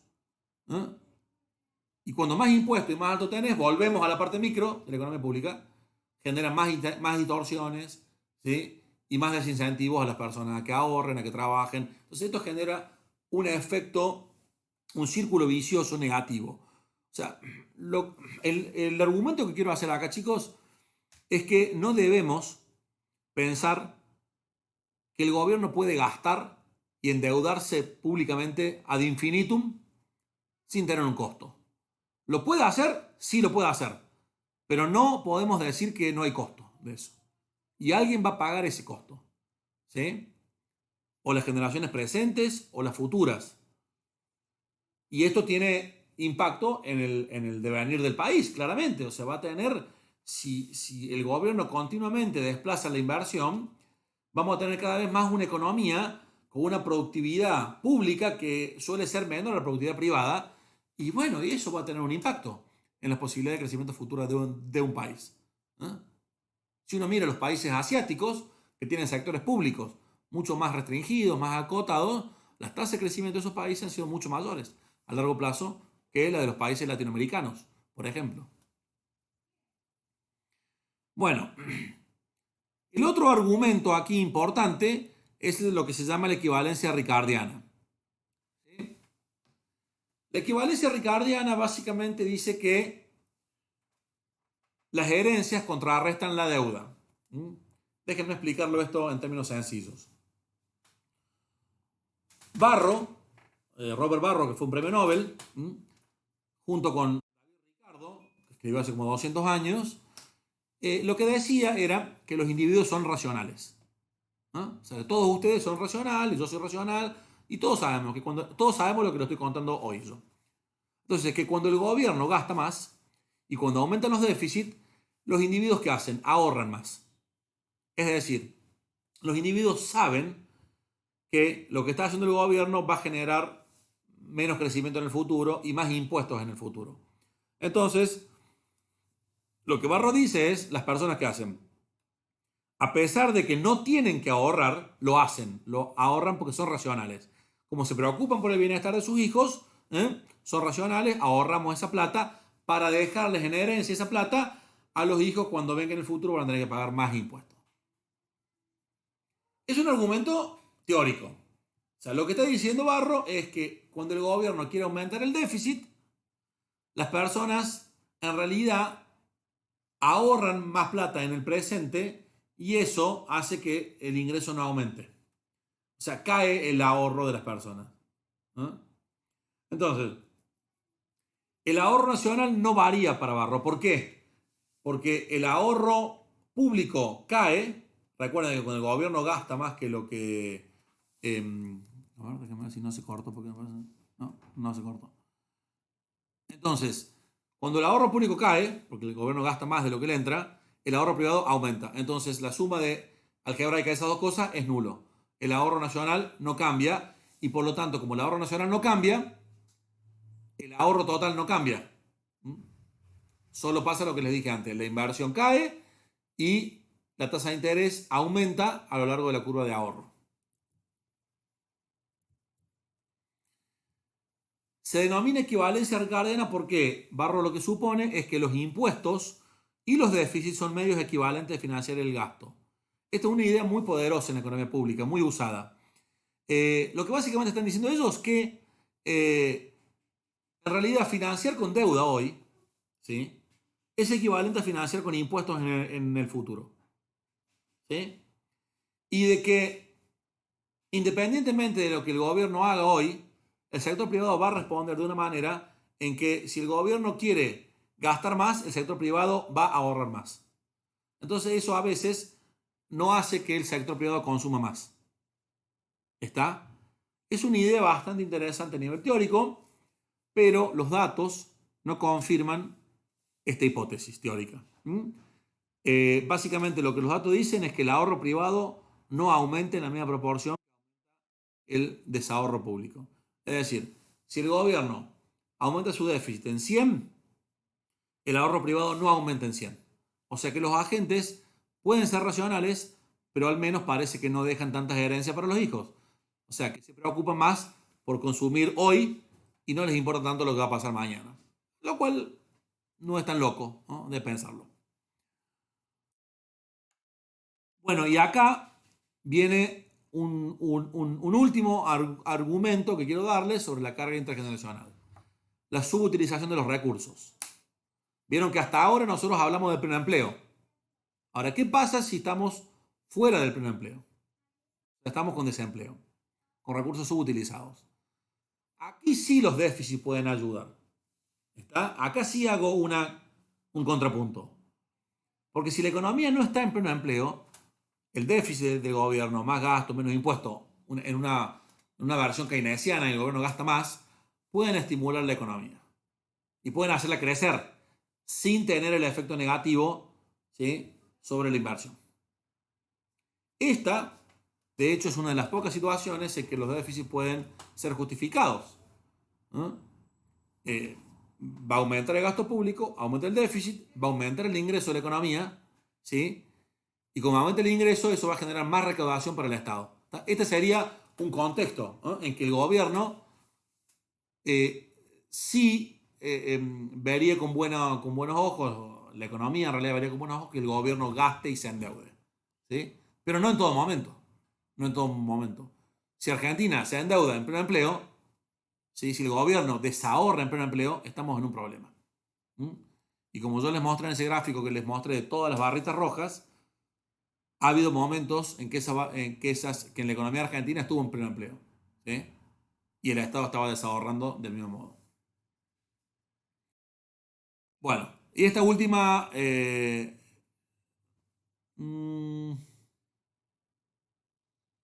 no, esta última no la vean.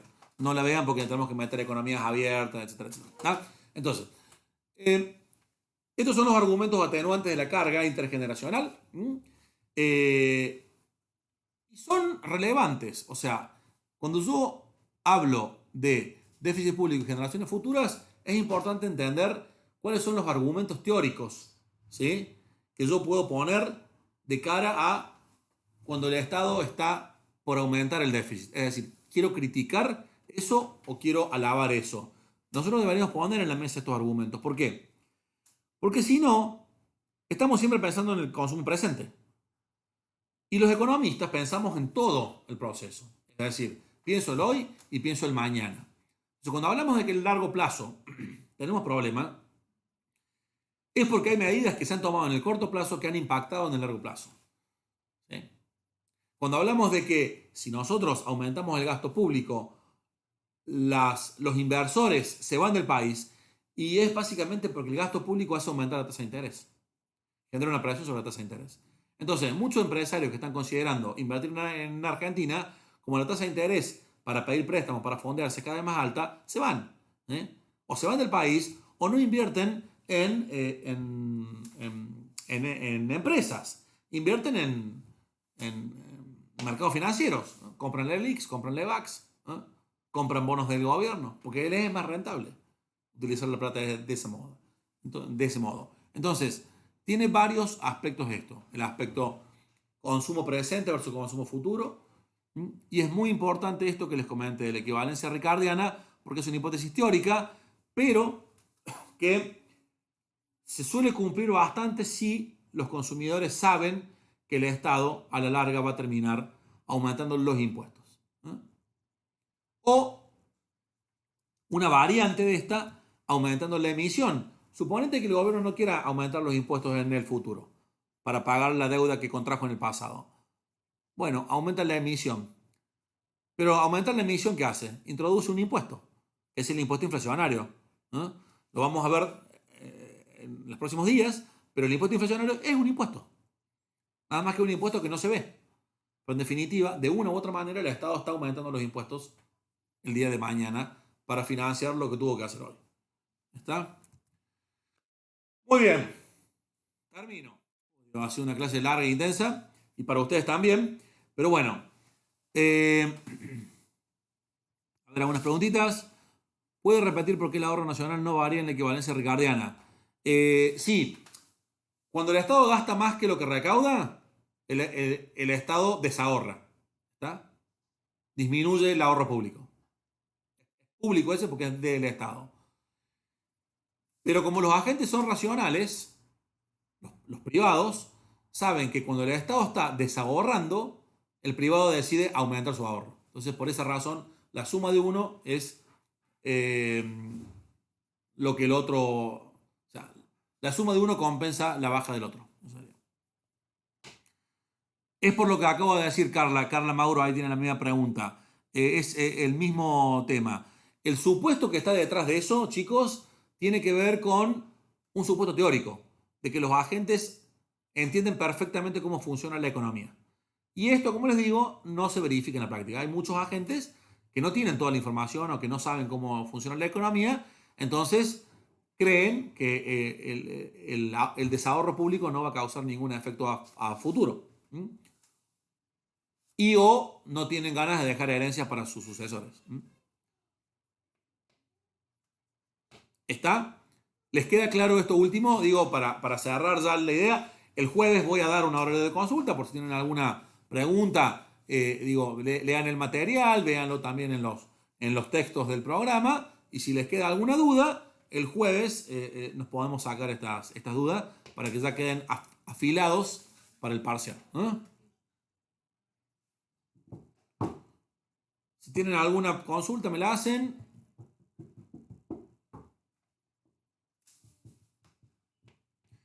Profe, el ingreso aumenta después del déficit por el aumento del gasto público.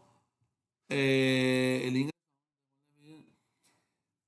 ingreso, en ese caso, Luciana, es si estás en desempleo. Es decir, si vos estás en pleno empleo, por definición, el ingreso de pleno empleo es el ingreso que vos podés lograr con los factores disponibles y la tecnología disponible. Estás en el óptimo. No podés aumentar más tu ingreso. Por lo cual, si el gasto público aumenta, algo tiene que bajar. Entonces el nivel de ingreso no varía. Cuando estás con recursos subutilizados, el gasto público aumenta y eso va a hacer aumentar el nivel de ingreso. ¿Está? ¿Va a aumentar la tasa de interés un poquito? Puede ser que aumente la tasa de interés un poquito y eso puede ser que haga que disminuya la inversión un poco, pero no va a disminuir la inversión tanto como para compensar el aumento del gasto público. Entonces, a la larga, el aumento del gasto público, cuando hay subutilización, termina aumentando el nivel de ingreso. Eso es. ¿Cuántos ensayos? Entre 2 y 3. Entre 2 y 3. No, les ha ido bien en el primer parcial. Este segundo parcial es más estructurado en general, así que revisen bien lo de los prácticos. Los chicos han sido muy claros en las clases prácticas. Revisen bien la guía, fíjense todos los ejercicios que han visto. El material teórico, bueno, chequenlo y fundamentalmente fíjense si les quedan dudas para el jueves. Yo voy a tratar de decirle a los profes, los prácticos, que también pongan una consulta para ejercicios prácticos. Así que bueno, los dejo por ahora. Que anden bien, que tengan linda semana. Apenas termino yo esto, pongo a convertir, así puedo subirlo hoy. Y bueno, nada, nos vemos el jueves. Les aviso esta noche o mañana en el aula virtual cómo y dónde y a qué hora hacemos la clase de consulta del jueves. Chao, gente, que anden bien.